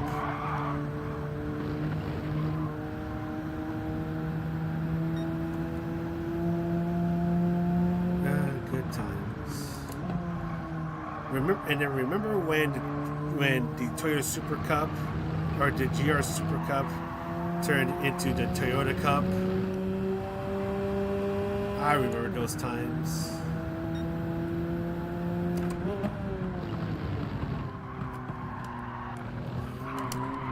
Remember when we had the Toyota Cup? Good times. I think we took that for granted because I miss it, even though I wasn't a big fan of it, but I still miss it. Because every now and then they had some interesting combinations. I still remember the Threadnought and the 11 Cup at Fuji. That was a genuinely fun race. Does anyone remember the Prius race at Laguna Seca? Oh, I remember that race. That race was hell incarnate. Not because the car was slow, but it was because everyone kept crashing into each other. Oh my god, that race was so chaotic. And then I just get screwed over in some silly way.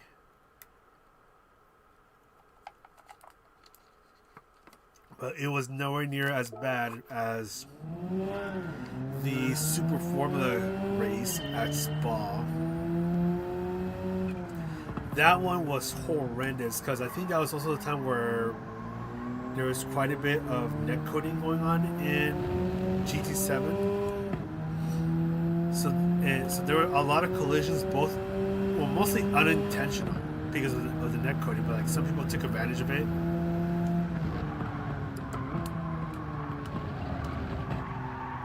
And I remember like on their screen, I net coded into them. And then I somehow got a 3-second penalty. Good times. Good times.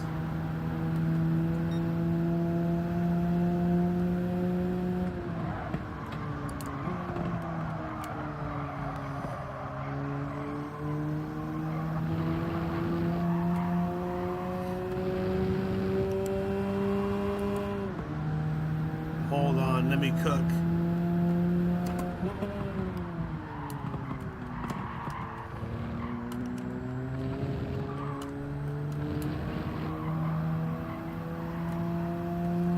Let me cook.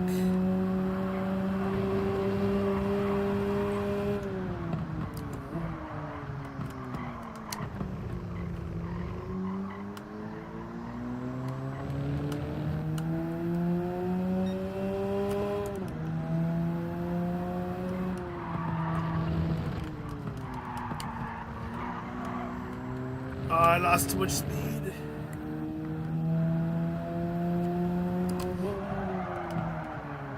Oh, and I braked way too late. I ruined it!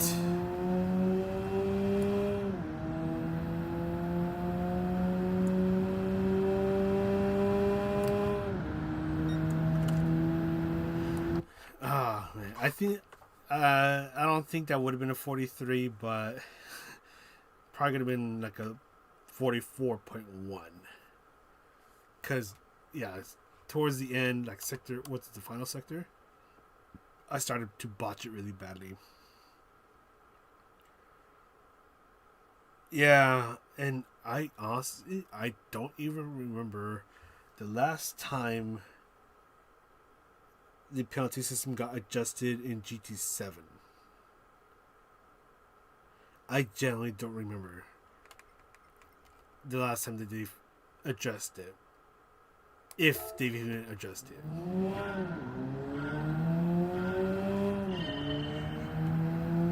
I don't know. I feel... I remember seeing some talks about at least sport mode. I don't know. I feel like it is in such a weird state. But I mean, this is.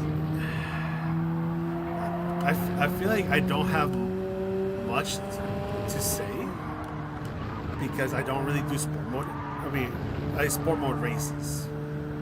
I don't really do it that much anymore. Part of it is because I tend to be extremely picky about which daily races I want to do, if any. And the most I'd probably do anyways is just time trial. Because for some reason, like doing the actual daily race makes me extremely nervous to a point where I feel like I'm getting anxiety.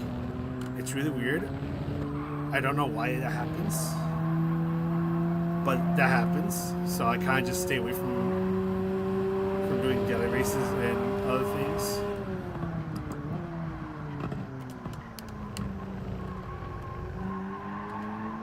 I think sport mode is. I feel like it's in a really weird state. I feel like it has the things it needs to do well, but it's just not utilized. So now you have other racing games kind of just coming in that could potentially give sport mode some trouble. But I feel like it's too early to tell me, especially with LMU. Because I've been hearing good things about it, but I don't know how much of a dent it's gonna make. Because I think right now they're just PC. I think right now they're just PC only, so I don't know. Again, I feel like I'm not really the one that should be commenting, even though I am, so it makes me hypocritical.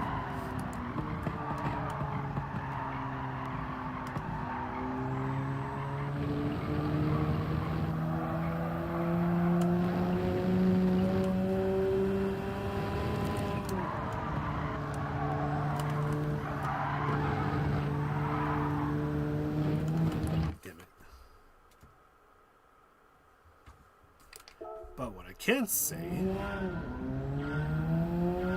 Never mind, I forgot what I was going to say.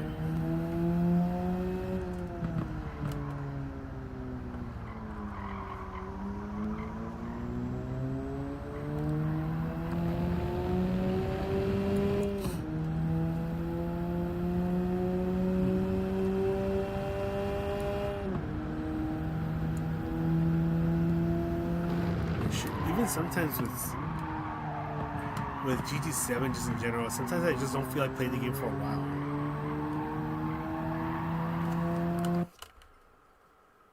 Sometimes I just feel like I look at the game and I'm like, what do I want to do today in GT7? And then I just think about it for a little bit and I'm like, I don't know what I want to do with GT7, so I'm just gonna move on to something else. And sometimes that happens for like one day, and sometimes it happens for multiple days.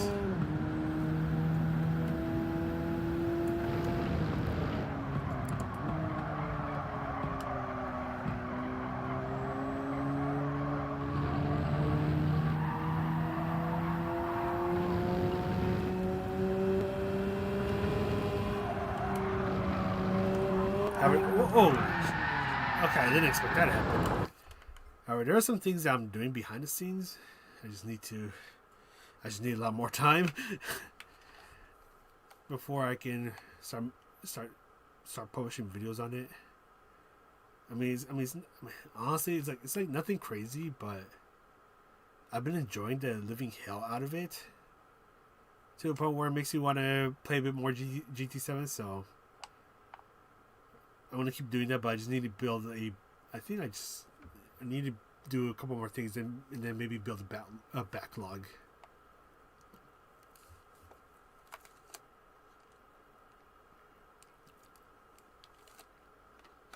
But I'm kind of just doing that for me because I don't know. I just think it's a fun little project that I want to do. That is also true. Can't figure out how to manage the top lobbies. Yeah. Yeah, because I think it's still split, right? Like the PS4 and 5 lobbies are still split. Yeah, so that does not help with the cause. I know they're together when it's a GTWS race, but for the other races, it's like it's separate. They're separate.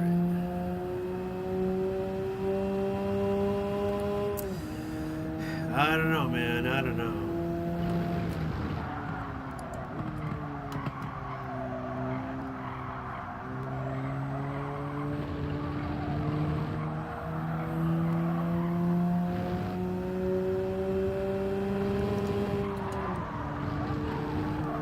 But hey, I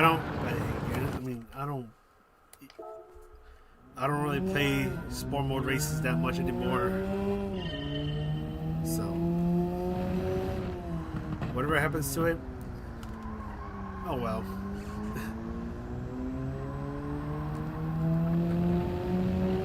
Because I'm just kind of not that interested in it nowadays.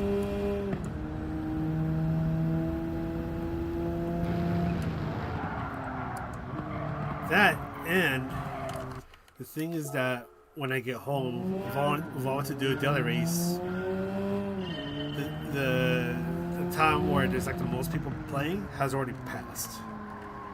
I get home at 5 p.m. or actually no, I get home at 6 p.m. Pacific time. So it's already 9 p.m. over on the East Coast. Some of them have already gone off to bed for the night.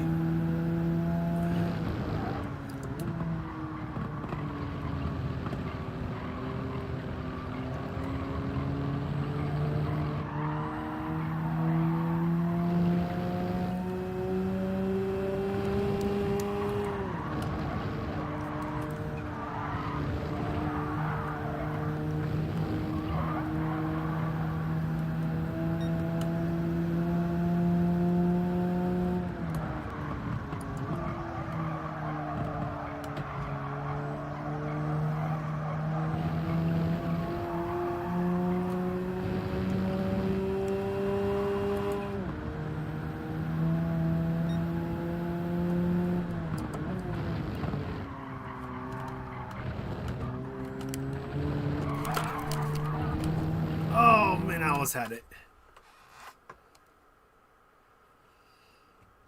Arkies, how's it going? Was Poland GT4 live is hard to keep? Yeah. Yeah, I think I remember. Yeah, it's kind of, that happens kind of often.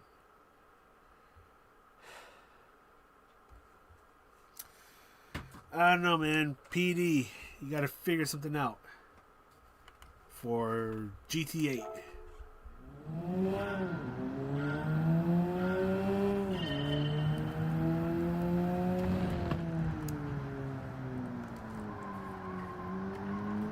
And I think that's gonna be a pretty big question, especially for those that play online. If that split's gonna be a thing again, or if it's gonna be like PS5 only or PS6 only, or whatever.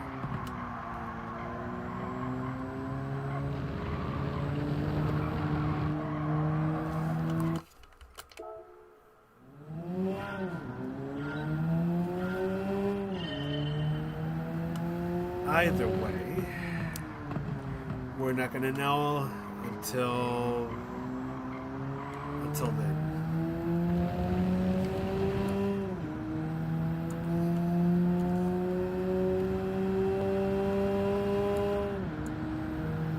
What I do know is, actually I don't.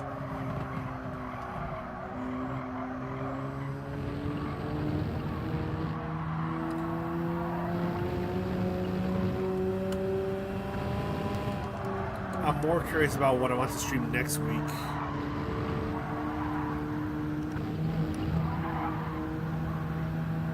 I'm tempted on trying out Car X Street since that's now out on PS5.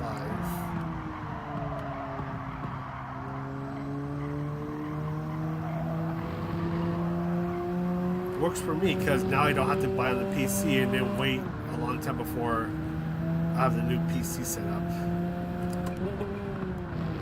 This lap was already terrible, so.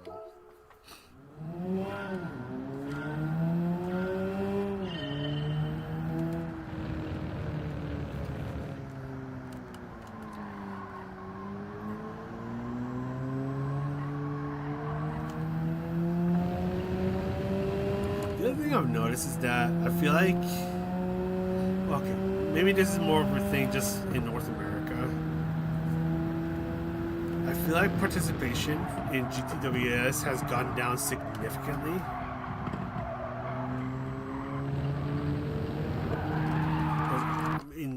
At least for Manufacturer Cup, that one was kind of popular. But for Nations Cup, especially in North America, I feel like participation was terrible. I'm gonna be honest. Because let's be for real. There is no way in hell I should have finished, what was it, P6 in the region.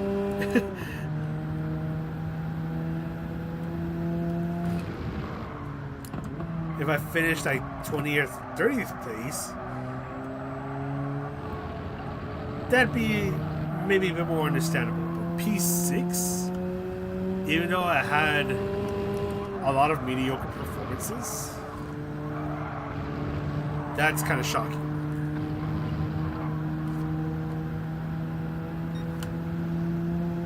And I know part of that has to do with the fact that for North America, only one person was able to qualify for Nations Cup. So a lot of the top people have said, yeah, no thank you.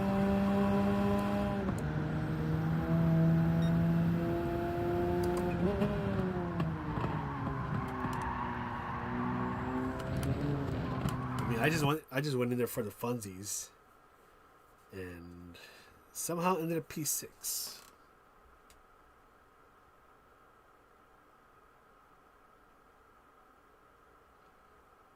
Yeah, allegedly. Yeah, the only thing is that, yeah, PD. I don't know how they do it, but they tend to be extremely tight-lipped about everything.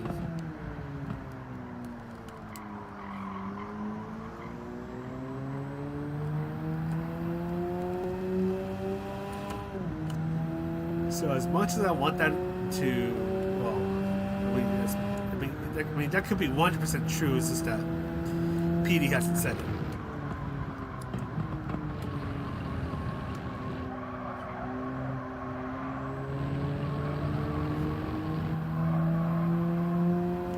I remember. I think it was GT Sport. There's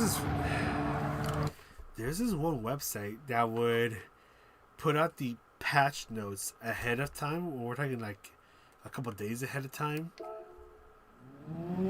They often had a lot of things wrong. And I remember someone sending me that link, and I'm like, why? Like, why are you sending me this when there's like stuff that's like very obviously not gonna happen, or like very untrue? And especially like once like the actual patch notes shows up and you just see that there's like a whole bunch of stuff that's just not true.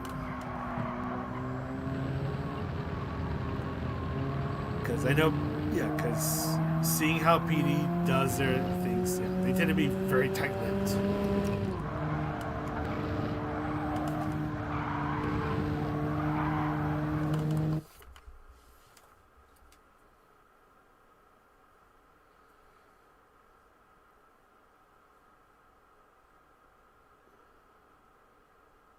Yeah, that is also true, Arkeys. Yeah, I remember.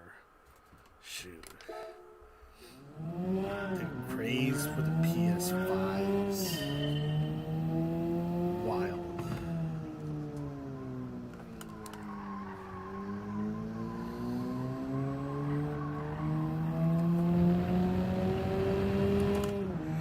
Okay, sleepy. Oh, yeah. I also remembered something. I had to do the typical YouTuber stuff. If you like the stream, press the like button, subscribe. Okay, that's it.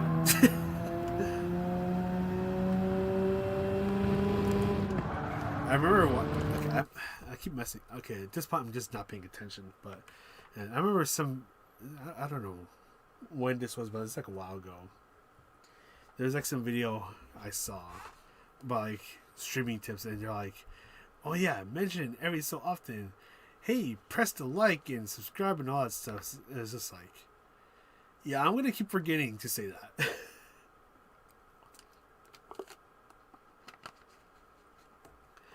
I just like to do things and forget the most important things. I don't know if you want to call that the most important thing, but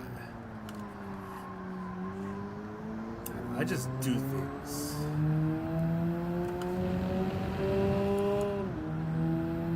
I just want to have fun and just mess around.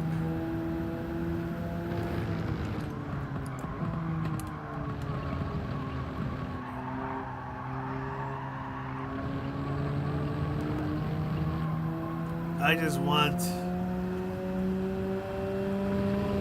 to do things and eventually come to, eventually do things to the point where my VTuber Oshis notice me. Is that too much to ask for? It's not about the subscribers and the likes. It's about sending a message. I don't know what I'm talking about anymore. I'm just being stupid.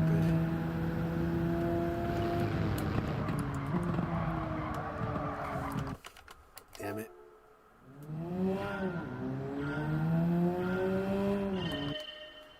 Yeah, my whole issue. Yeah, I usually remember to mention it 0 1 times 2.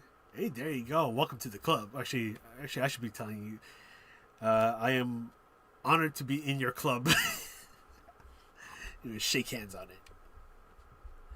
Yeah, my whole issue is when they constantly do it. It feels more big. Yeah, that's the thing. That's the thing. I don't want to come off as desperate. I mean, even though this channel is dying, let's be honest here. I mean, have you seen my sub? I shouldn't be laughing about this, but well, it's weird.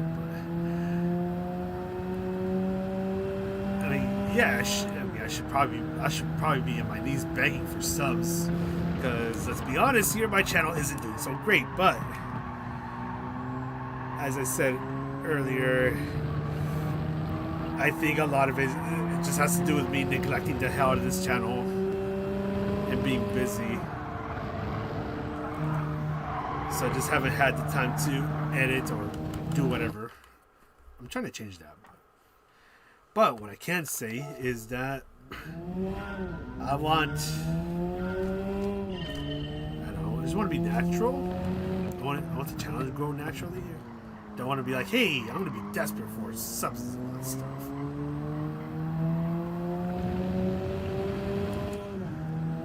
It's like, if people like what I'm doing, then cool.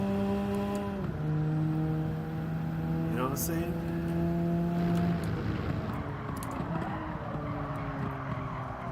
I just want to do, make it, I just want to have fun editing a video, post it up,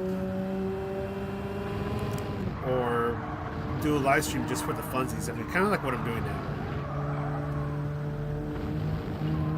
Just want to have a fun, good time, and try not to crash out whenever I mess up on a turn. Yes.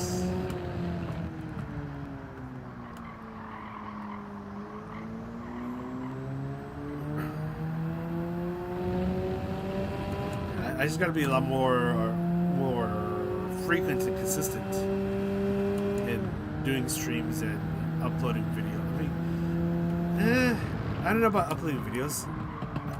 I might focus more on streaming, because I feel like streaming kind of respects my time a bit more, and also helps me try to be like, hey, you idiot, mister, at 9 p.m. you're gonna do this, and don't try to weasel your way out of this. You're gonna do this and have fun, because this is fun.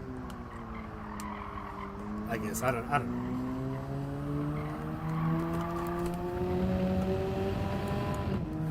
And again, and then I know that I think I touched on it a little bit. The issue about doing lap guides nowadays is just that lap guides, it doesn't really respect my time anymore, and it also doesn't help that if I want to do a lap guide and have it out ASAP, I'd basically have to pull all-nighters, in which I don't want to do that anymore. And even if I want to do that, I probably can't. I probably physically can't.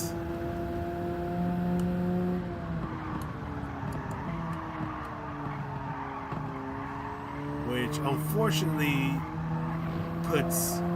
Well, actually, there's an issue where if I make it later, the video, that video is already irrelevant. Because it's already been some time after the lap guide or the laptop challenge already dropped. So I was like, I don't know. I feel like it's a lose-lose.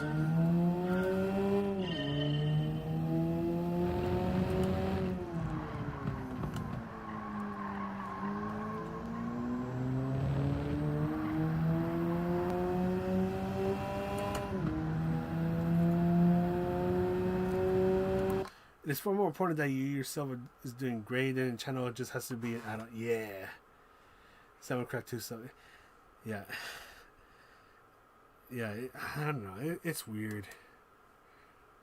It's weird, especially with this channel. Because let's be honest here. At one point, I was at 23,046 subs. Now, let's get the actual number. Now I'm at 22,993.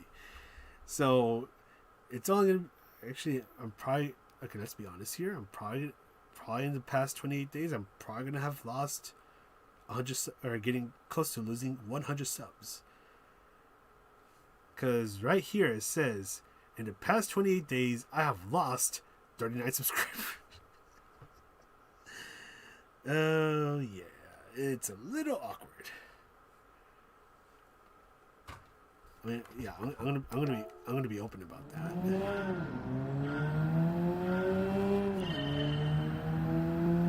Because because I'm gonna be honest. This channel has definitely seen better days, but also it's like I feel like a lot of people subscribe to the channel for the lap guys, which I mean that's cool now because I used to do that a lot, especially back in the GT Sport days. But now it's like,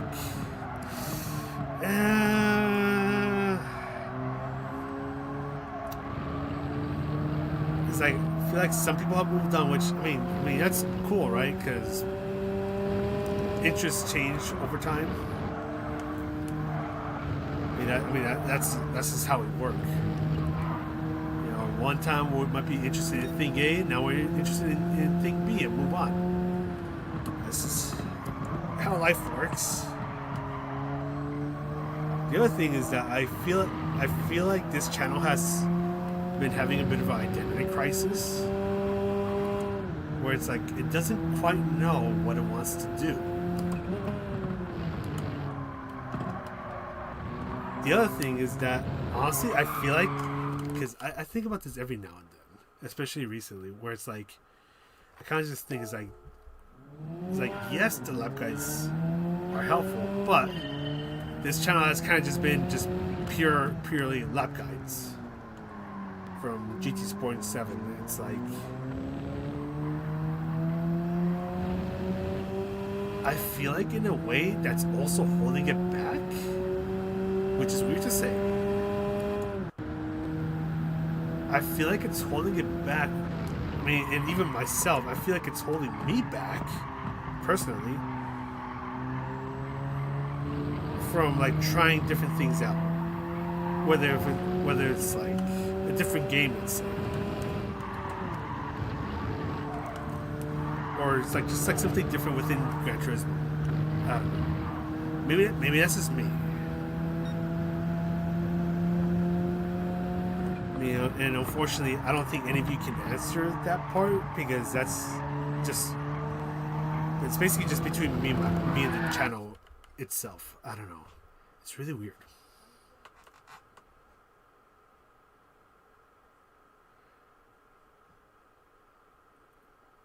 I could just drop the other side. Yay! Woody boy, how's it going? I just see you there. Also, again, I'm terrible at reading chat. I'm trying to get better at it, and also I don't have the second monitor up. But yeah, where was that? But honestly, yeah, I just want to have fun. Also, I need to talk to y'all about something because I feel like this is like one of those late night talks at this point, even though it's close to midnight. This is a late night talk, so let's have a little heart-to-heart conversation.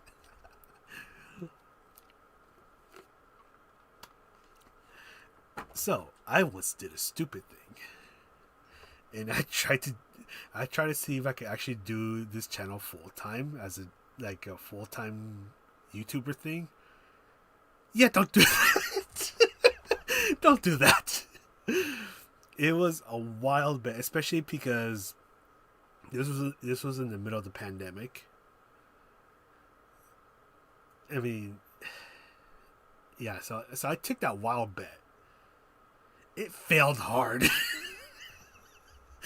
I mean, I can laugh about it now because it's been so many years. But I mean, even though it sucks that eventually down the line this channel has kind of been paying the price, but yeah, I tried to do that. It was not going to work, and to be honest, I don't think it's going to work for a very long time. Even if it somehow started working. Especially back in 2020, 2021, I feel like it would have been like a inevitability where it's just not going to work. Because of course, you know, as people as everything slowly started to open back up, you know, like the views and all that stuff dropped. Because that's what I noticed. I think that back in the pandemic, like I was having more views, and that's where like a lot of the subs came in. But then as people went back to work and all that stuff, like things kind of just stagnated and started to drop a bit. I don't know why I even thought that was a remotely good idea. The other thing is that even if I was doing somewhat decently well, I live in a stupidly expensive area. I think my town is one of the most expensive areas to live in the world. A crappy house over here tends to go for $900,000. It's crazy. How the hell am I gonna even live decently if I were to do this as like a full-time YouTuber or Twitch streamer job? Like if I was living in some rural area, the amount of money I'd have to make to do that, to do like the full-time streaming or video making job, the amount of money I have to make if I was in a rural area definitely had to be far less. But over here, dude, it's crazy. I think I remember seeing a report where if I wanted to live comfortably here in my town, I'd have to make over $100,000. Where am I going to get that money from YouTube? And that's not going to work. That's honestly, I don't even know why I even thought that was a good idea to begin with, especially back then. I generally don't know why. Maybe I was just too hopeful. Maybe I was just stupid. I'm still stupid now, but I don't know. I don't know. Yeah, Tyron, Tyron, I just read your comment about my sub was pretty leftist, but not checking at the stream. Thank you. Still trying to figure out the streaming stuff, but but that was mostly in response to Arky's comment about the paying the bills part. Yeah, cause YouTube definitely ain't paying my bills then. Actually, I mean it made decent. What do they call it? Like beer change? Or but that again, it's like I'd have to make like a certain amount a month for Google to pay me. I mean, at one point I was making enough to where Google was paying me. I don't remember the number because this was years ago, but definitely ain't it. Definitely ain't it now. Actually, let me see. I gotta see how much am I getting this month from Google, if I'm getting anything. All right, guys. I want you guys to guess how much. Okay, the way that YouTube Studio app words it is estimated revenue for the past 28 days. I want you guys to guess what's my estimated revenue for the past 28 days. I'll tell you this. It is less than $100. If you want to guess, go for it now.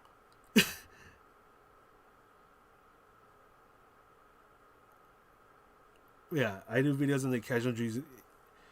Yeah, just not doing much. Is working away from home and can't play until my eyes. Yeah, like I tend to be. Yeah, so quite a few of us are busy. But yeah, honestly, doing this as a hobby is a lot of a better idea.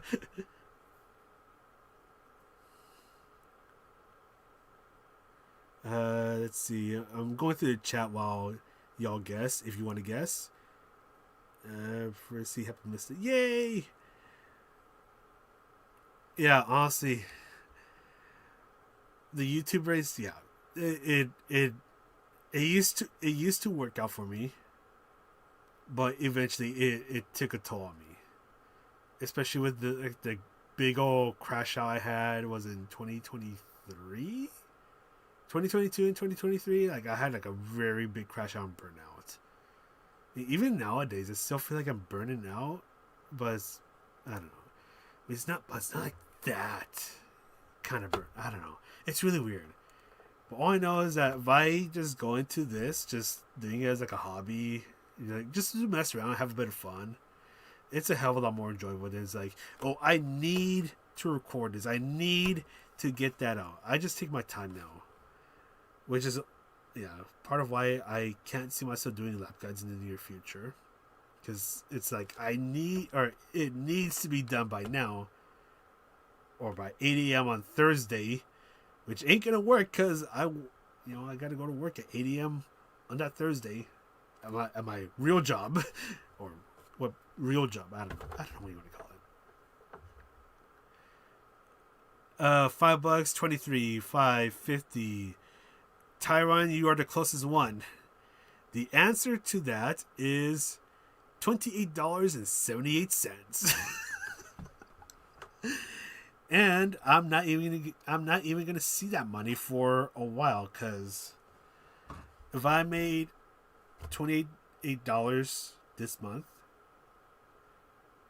I'd have to wait until and then I made, let's say, $30 next month, so that's 58. I basically have to wait months until it passes $100, and then YouTube pays me. So it may not be until months from now before I see the money.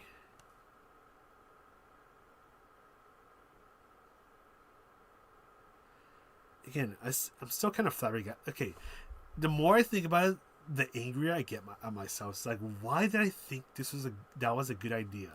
Why did I think trying to do YouTube full time was a good idea? Especially where I live. That shit ain't gonna work, son.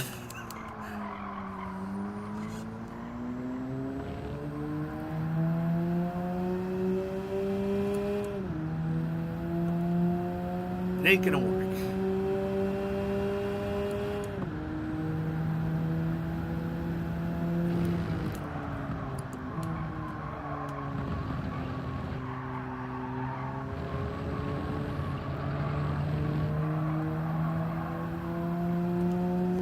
In a way, I feel like this is. In a way, I feel like this, in a way, is like kind of like me starting over. In a way, I don't know how to describe it. I feel like at some point I kind of lost my way. Maybe not kind of. More like I did lose my way.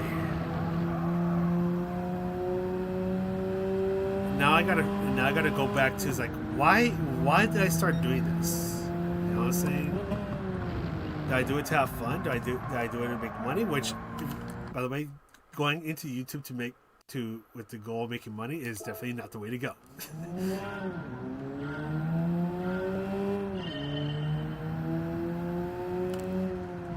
Yeah, so it's like I feel like I gotta find my footing again. Except now it's 5 years later, 5.5 years later.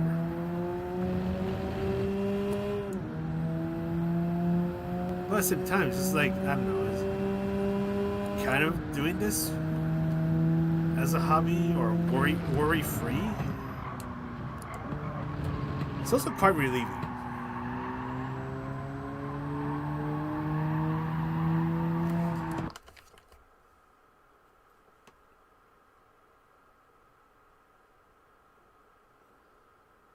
Let's see, do I get help? Oi! Yeah, GT running out a couple months ago. Yeah, honestly, for a while I was like that as well, Woody boy.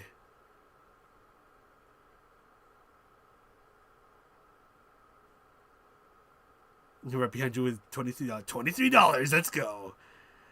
And then when we get paid, it'll make for some decent beer money. I kind of want a beer now, even though I don't really drink that much.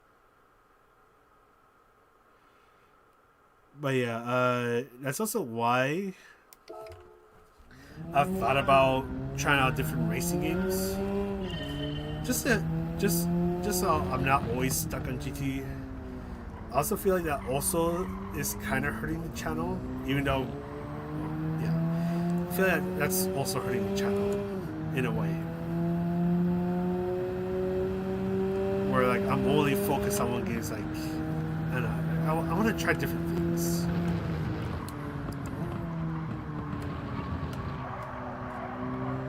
which is why, again, with Car Extreme, or I think that's what it's called, I'm extremely tempted to try it out.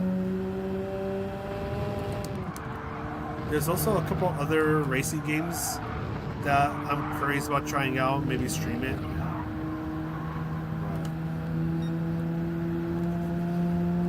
I'll figure that out soon. I'm still trying to work on a couple of things.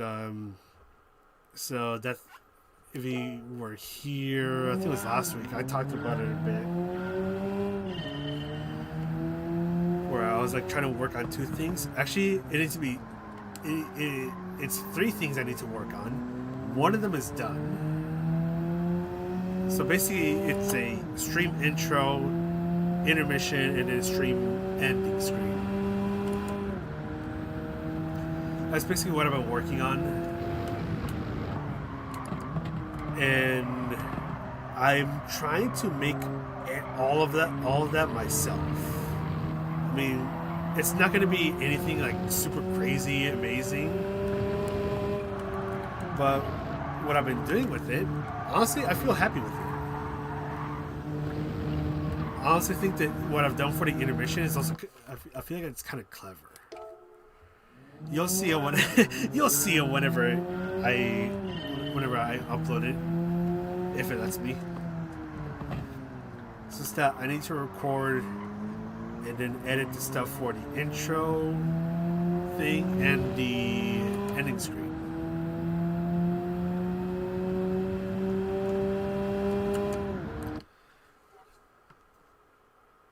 That's me having 419p. Ooh.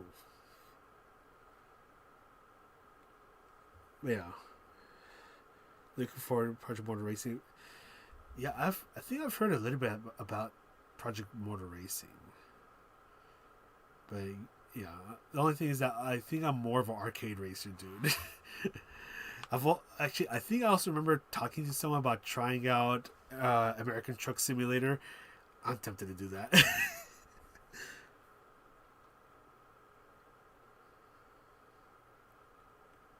Yeah. Ooh, thank you, Arkies. The other thing is that, which is going to be wild. Wild if I do it, about switching over to being a variety streamer. Which I don't know. I feel like that's incredibly risky.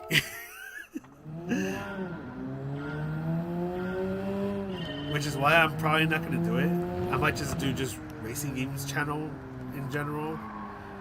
Like I'll still come back to GT7 or Gran Turismo in general, because that's kind of like my home series, but like also try out different things in the racing genre.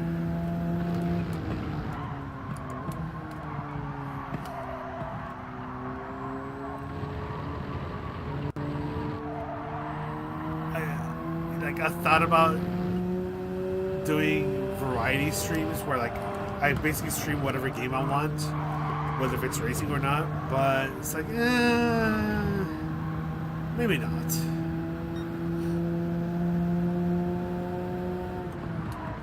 Maybe if I do like members only streams, I could do variety games where it doesn't have to be racing games, and then like wait a little bit of time and then release as a VOD.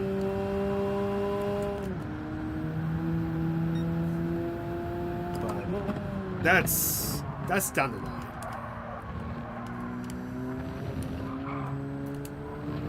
So I'm not too worried about it.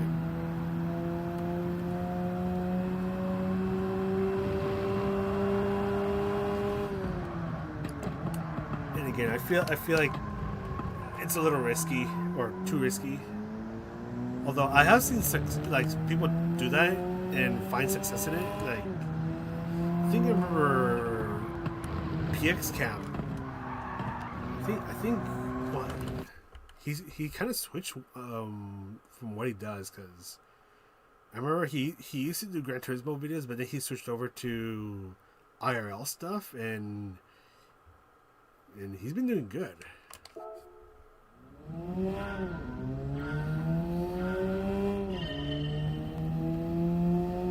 But again, I feel like for me, I don't know. At least like in terms of like variety content. I feel like that may not be my thing, unless if I do like member streams, like members only streams. Okay, that's down the line, so I'm not gonna worry about it too much.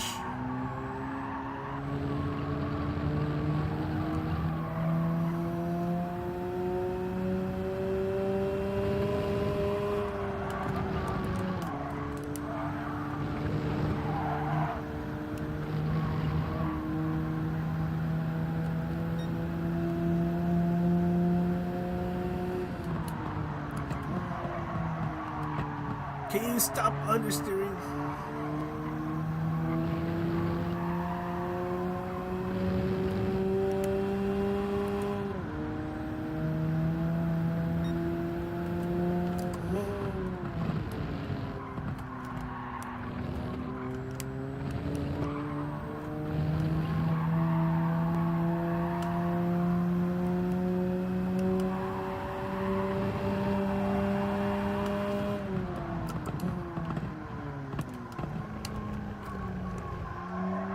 I let go of the brakes too early.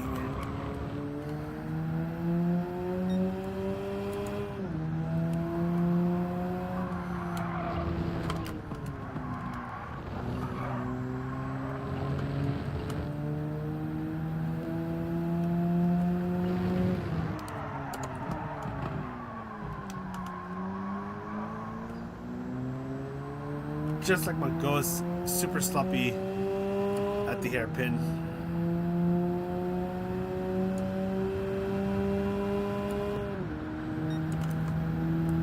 Okay, so 43 is definitely possible.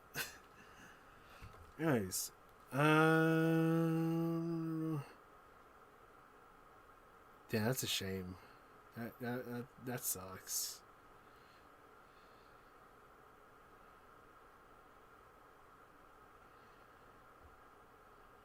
Yeah, that is true. I also remember him becoming a father as well. Yeah, I feel like that's a huge gamble. Which is why it's like maybe racing variety streaming would work. Which reminds me of a certain okay, guys, I apologize. I'm also surprised it has been 2 hours, but I'm unfortunately going to break the timer and talk about VTubers. Cause there's this one VTuber I know. She mainly does racing games in general. So like all sorts of racing games. Because I've seen her do Forza Horizon 5. I've seen her do actually she mainly does Forza Horizon 5, but she's also dipped into Gran Turismo 7. Trying to remember what else she's done because I know she was on hiatus recently. What else has she done? Give me a moment. She's done Burnout Paradise. She's done Need for Speed Underground 2, Wreckfest, Cars, Disney Pixar's Cars, Tokyo Extreme Racer. I think she's even done the first Need for Speed Underground. What else?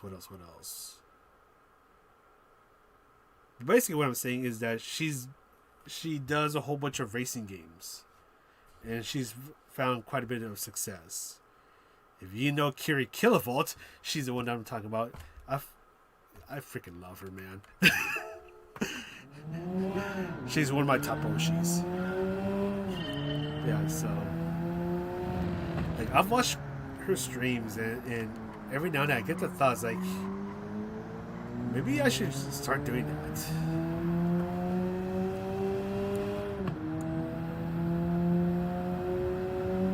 I don't know. Maybe I'll start soon.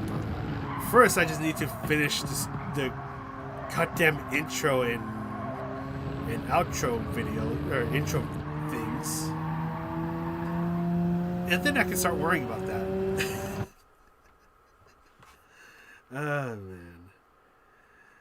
Deep, how's it going?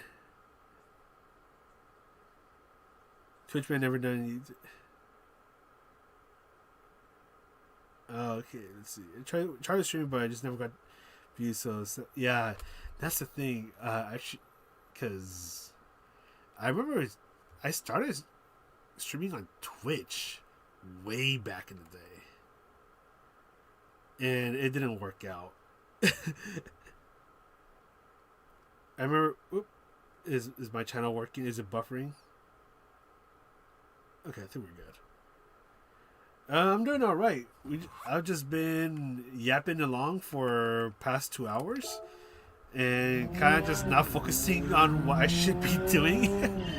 I'm trying to get a 143 on this uptime challenge. Yeah, hopefully you're doing well. Thanks for stopping by. Yeah, I think someone's saying goodnight. Arkies, thanks for stopping by. Is my YouTube being a bit silly? Hold on, give me a moment. Is my YouTube being a bit silly right now? Or is it just my phone?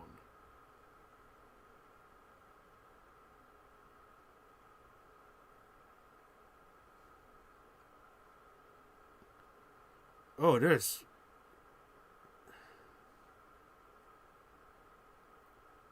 Ooh, is my phone... Okay, because I'm noticing that my... Give me a moment. Give me a moment. I think my right now it looks like it was acting up a bit. Give me a moment. Yeah, there's buffering going on. Okay. I do apologize if there was buffering. I don't know if it was on my end or YouTube's end, but if you saw buffering, yeah, that I was getting that too. It should be better now, hopefully. We're just gonna keep going.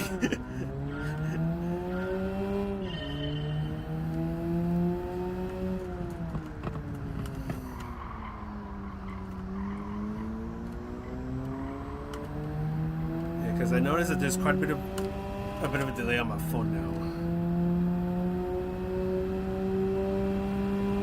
Hey Pedra, how's it going? Great to see you again. Must have been just a little bit of a hiccup. Someone burped. It caused the stream to buffer.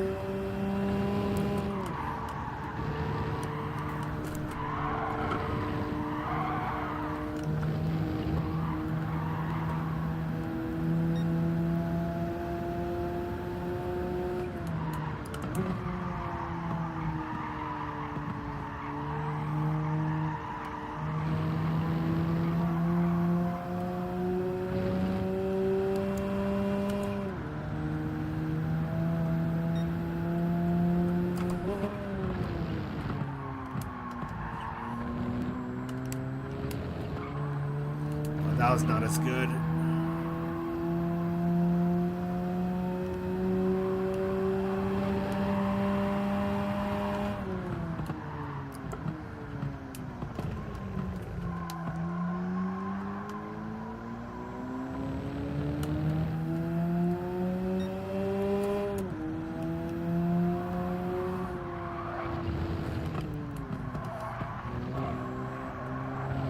No. I was getting a little too ambitious there.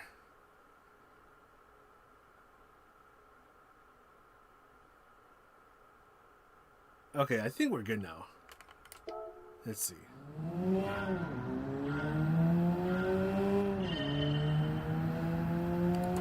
Okay, so it looks like the stream delay is about 5 seconds, so I think we're good now.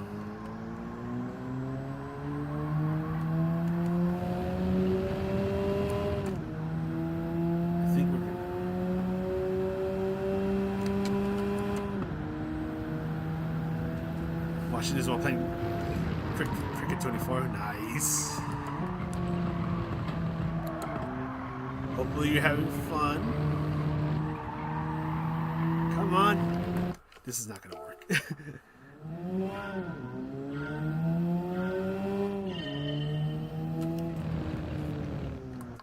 Also, did I miss it? Okay, we're good. I thought I missed a message. I thought I saw a message from someone I didn't recognize. It was like, oh shit, I missed it. I missed their message. But oh, no, we're good.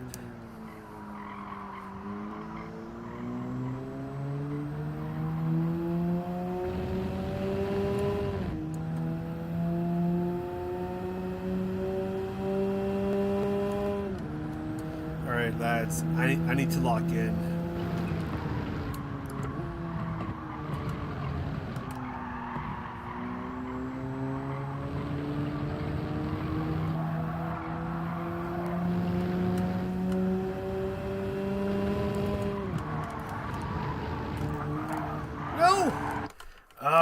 I forgot that the curb, the end of the curb, the car does not like at all.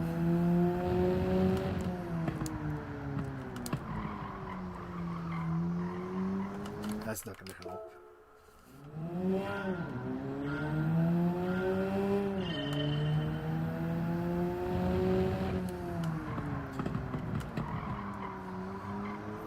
The other thing,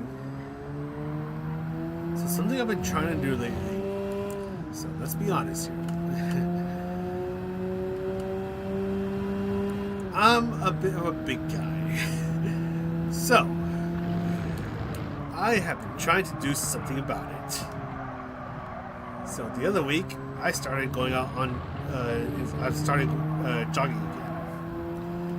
The inspiration for me to start jogging again is a bit silly. Because there's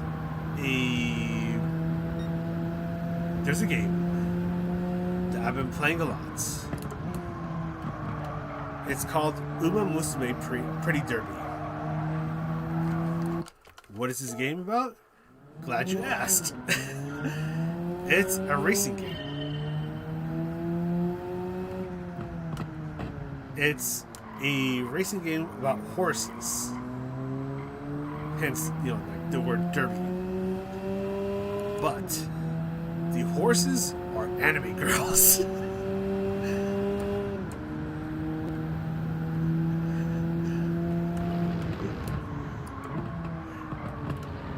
If you've been on Twitter, there's probably a chance that you have seen memes about this game, or the anime, or the girls.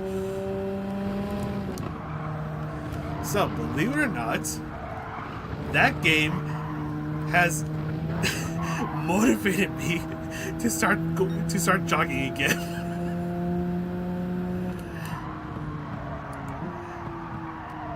Which I never thought I'd say, but I'm saying it today.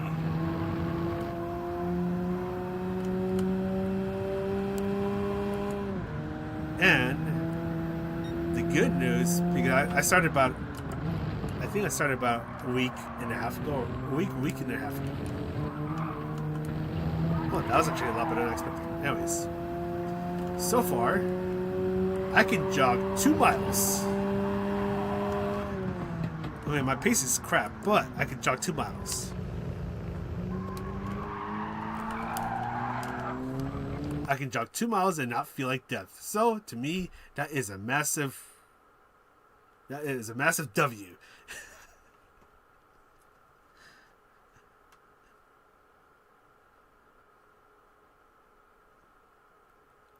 Yeah, I thought the same thing for a while. I mean, I'm still a lazy person, but it's like I kind of need to do something about it because I've been gaining weight a lot, and I need to bring that number down.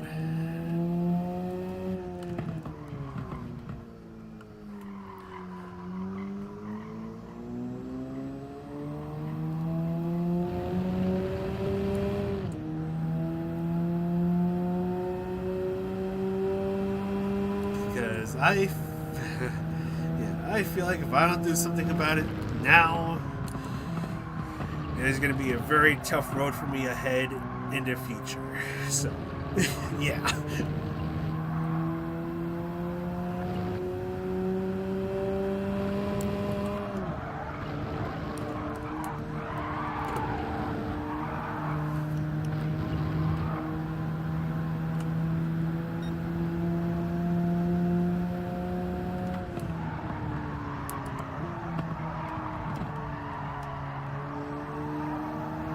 Oh, that is so wide.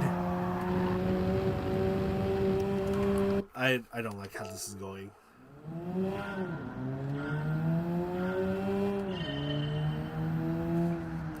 Yeah, I mean, yeah, that makes me happy, which is why I have a stupid idea. I even thought, okay, because stupid idea number one is to sign up for a 5 kilometer run. So I think for those using Imperial units, I think it's like 3.5 miles, give or take. This event is in September, and I honestly feel like I might be able to take up on that challenge. It's a 5K run walk event, but I want to see if I can try to do it all jogging. However, it's anime themed. So I've thought, why am I saying this? So I've thought about getting one of like the, because in this game, the Uma Musume game, as you train your trainee, like they have different outfits for different purposes. So like if they're training, they have one outfit, or like for some reason, like if they go in a race, they have like a how do I say it? Like their default outfit. It's like a dress. I don't know how to describe it. But no, I'm not gonna dress that. But I've thought about dressing up in their gym outfit. I mean, it's just like a, what do you call it? Like a sweater and shorts. So I thought about doing that and then find a wig or at least horse ears and a horse tail prop or whatever you want to call it, cosplay piece. To try to cosplay as one of the characters. I thought about it, but I might not do it this year. Maybe once I'm in a lot better shape, I'll come back to that idea. But the idea is there. So I might not do the cosplay this year, but the 5K run, I'm genuinely tempted to do it.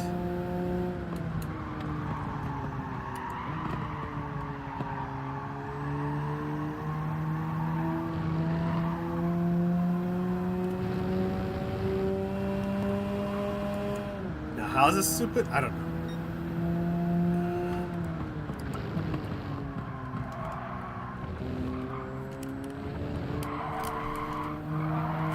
Damn it. That was not going to work.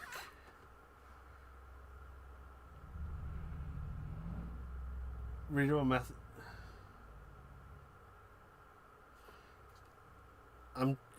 Hold on. Give me a moment because I need to bump up your message a little bit. Give me. Because, okay, there you go. I'm screenshotting your message, Chris. I hope you don't mind. Because that will definitely be a good tip.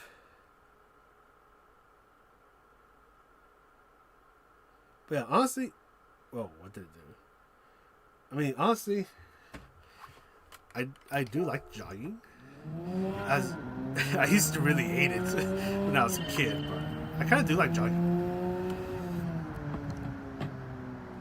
And what's nice is that like I know I'm doing something good for my body, but I don't feel like I'm forcing it, if that makes sense. Because I'm just going at a steady pace that I feel comfortable with, and then it's like, okay, let's do 2 miles, and then after that, like, I feel kind of good. It's like, hey man, I was able to do that. That's pretty cool. So eventually, once I feel like my body is, how do I say this? I feel like once my body is fit enough to do like 2 miles, easy peasy, lemon squeezy, then I'll bump it up to 2.5. But for now, 2 miles. I'm doing decent, but I just need to spend quite a bit of time on 2 miles until I feel confident I can go for more. Honestly, yeah, it feels great.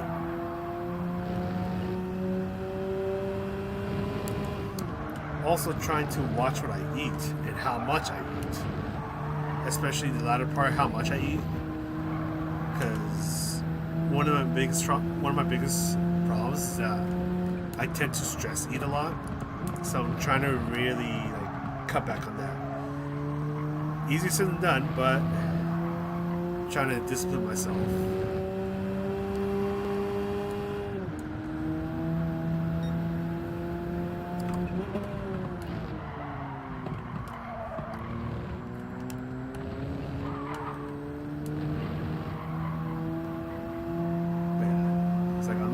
I may not like it now, but I'll sure as hell love it down the line, especially once I start to see results.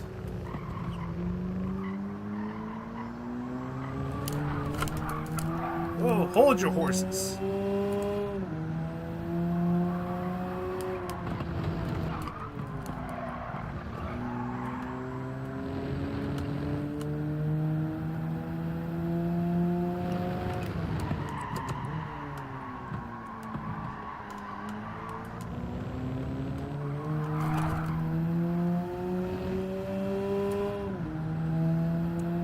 I'll be surprised if this is a 43.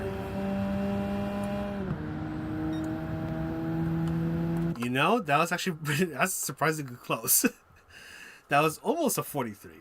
Not quite. Stalker material. Oi!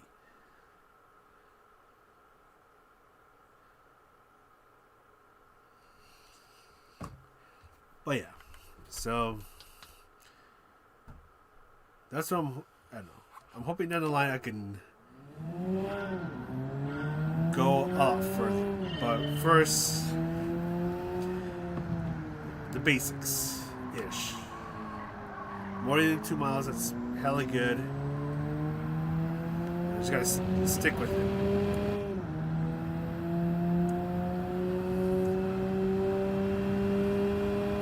There's even, okay, I know there's also like nearby. There's even a staircase where it's really easy to do like exercises with those stairs, because I think like the number of steps is like 30 something, 40 something steps, but it's like a really big staircase or wide staircase, and there's like those handrails, so I could probably just like go up, and down, and then just like bring it back to the beginning. I think once I feel more confident that my body can take on more things, and I'll probably add those in.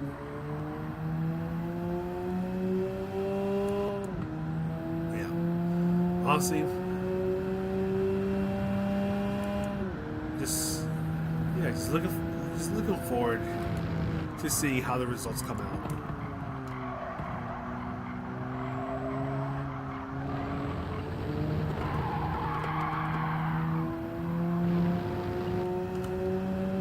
Honestly, I did not like that turn.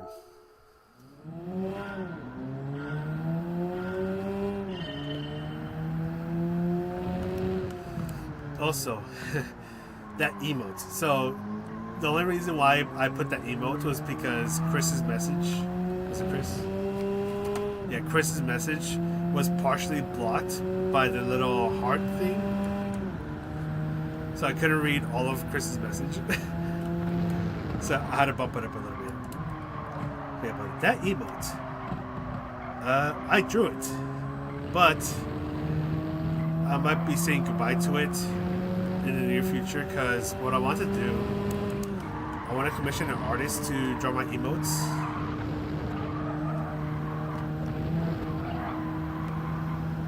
Because I feel like they'll be able to draw what I want a hell of a lot better than I can.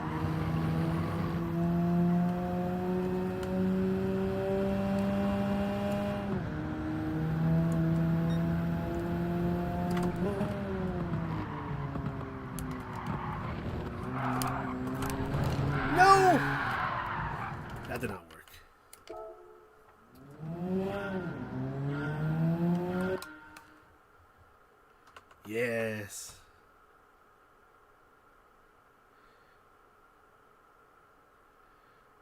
Yeah. Yeah. So let me just spam my emotes. Yeah. So these are my actually the only one of my. Yeah. So these are my emotes. As much as I like them, I'm probably gonna say goodbye to them soon. However, the one emote that I might actually keep is this one. The pain emote. That one I might actually keep.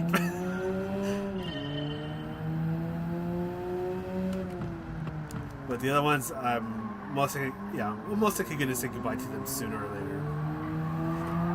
There's an artist I've commissioned a couple times for ribbons. Like the little 2x4 inch ribbons, and I love their art style. So I want to ask them if they can draw my emotes.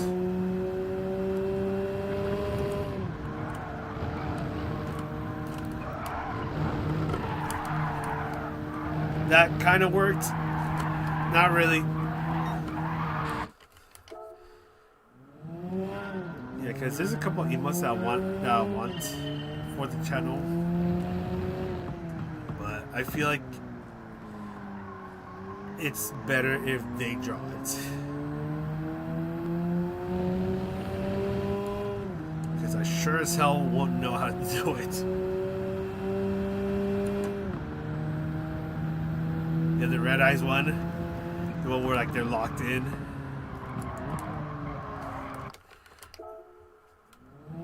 Yeah, so what I'm thinking with the emotes is that it's basically going to be like a revamp or like a remade version, except instead of it being like my driver avatar, it's going to be me,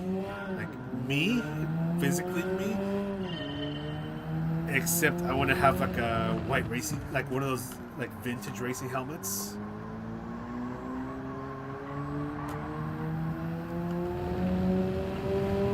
I mean, that's down the line, but I do need to start asking them about it soon.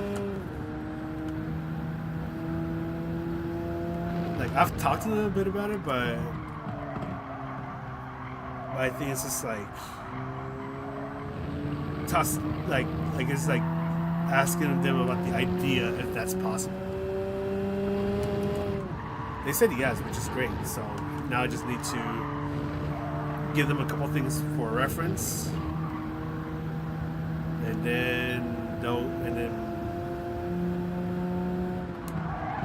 get to it.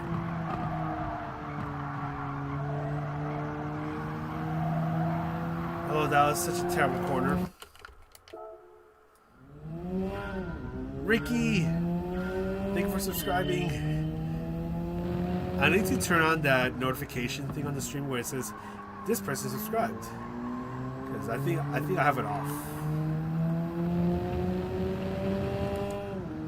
Yeah, Ricky, thanks for subscribing to the channel. I'm trying to get more into streaming and just goofing off and having a good time, so welcome on board. For those who don't know what is going on, this is the new Laptop Challenge in Gran Turismo 7. This is the NISMO R34 Z2 at Kyoto Driving Park Yamagiwa, and I'm trying to get in 143. I'm very close, as you can see.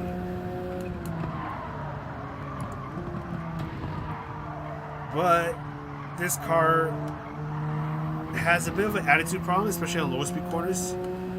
Even though it's an all-wheel drive, it sometimes behaves like a rear-wheel drive. You gotta be careful with the curbs.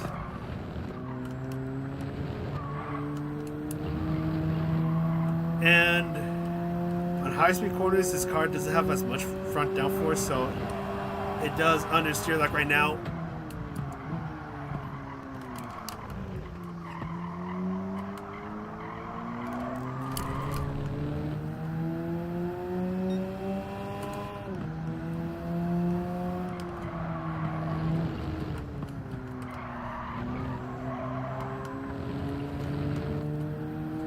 This might be it.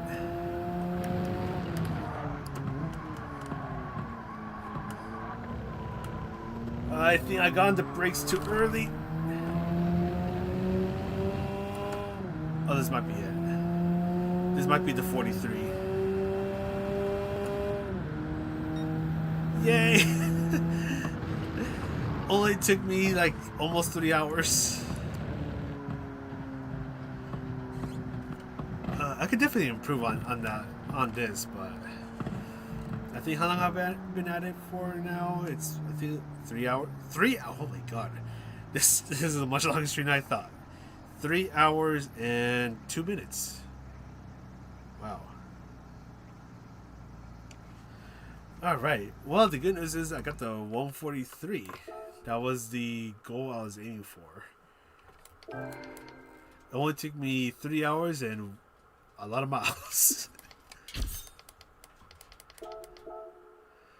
All right.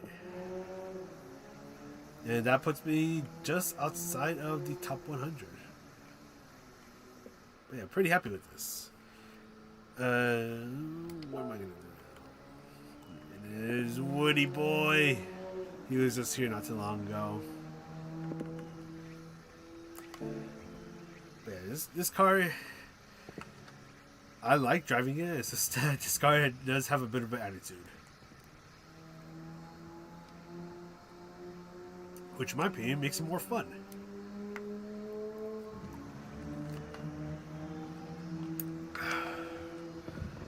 Alright. I think... Okay, honestly, I was thinking it was like 1 in the morning, but it's actually not 1 in the morning just yet. Okay. I think I'm gonna start wrapping it up soon, because I got what I wanted, and I haven't fallen asleep on stream yet, so we're doing good. I don't know when the next stream is gonna be. It might just be another time trial stream, or it might be the Car Street stream. And I gotta figure it out. What I am trying to do is I'm trying to do a schedule. So I don't know if you saw it in the posts or community tab in my YouTube channel, where I have a little schedule thing. I'm trying to do that, so at least we'll all have an idea of what I'm going to stream and what I'm going to stream.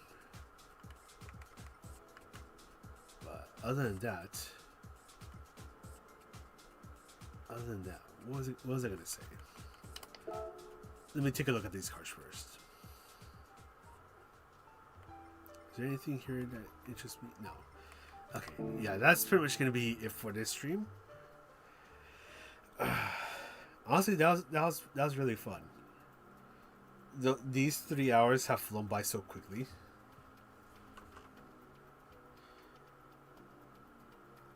Oh my god, Tyron, go to sleep, my dude. But honestly, thank you for stopping by, Tyron. It's great to have you here.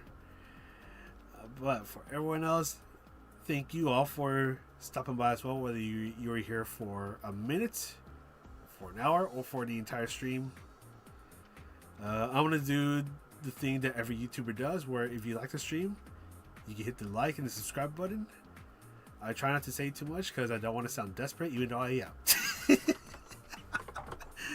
But I just like to do this for the funsies. And yeah, it was a lot of fun doing this. Even having our late night talk under the stars. Okay, maybe not really the stars, but let me just get ready to officially end the stream. And I gotta do this. See, this is where the outro screen will be handy, because you won't be seeing me struggle to get out of the chair or struggle to get in the chair for the intro. But yeah, that's pretty much it. Thanks for stopping by, everyone. Take care. Have a good rest of the night, or if it's daytime over there, have a good day. Yeah, always a pleasure. All right. Always take care, everyone. Where's the... Oh, my thing is delayed. Go to recently. There you go. Have a good rest of the day, everyone. Take care. And yeah, I'll see you in the next video or stream, whichever comes first. Alright, bye-bye now.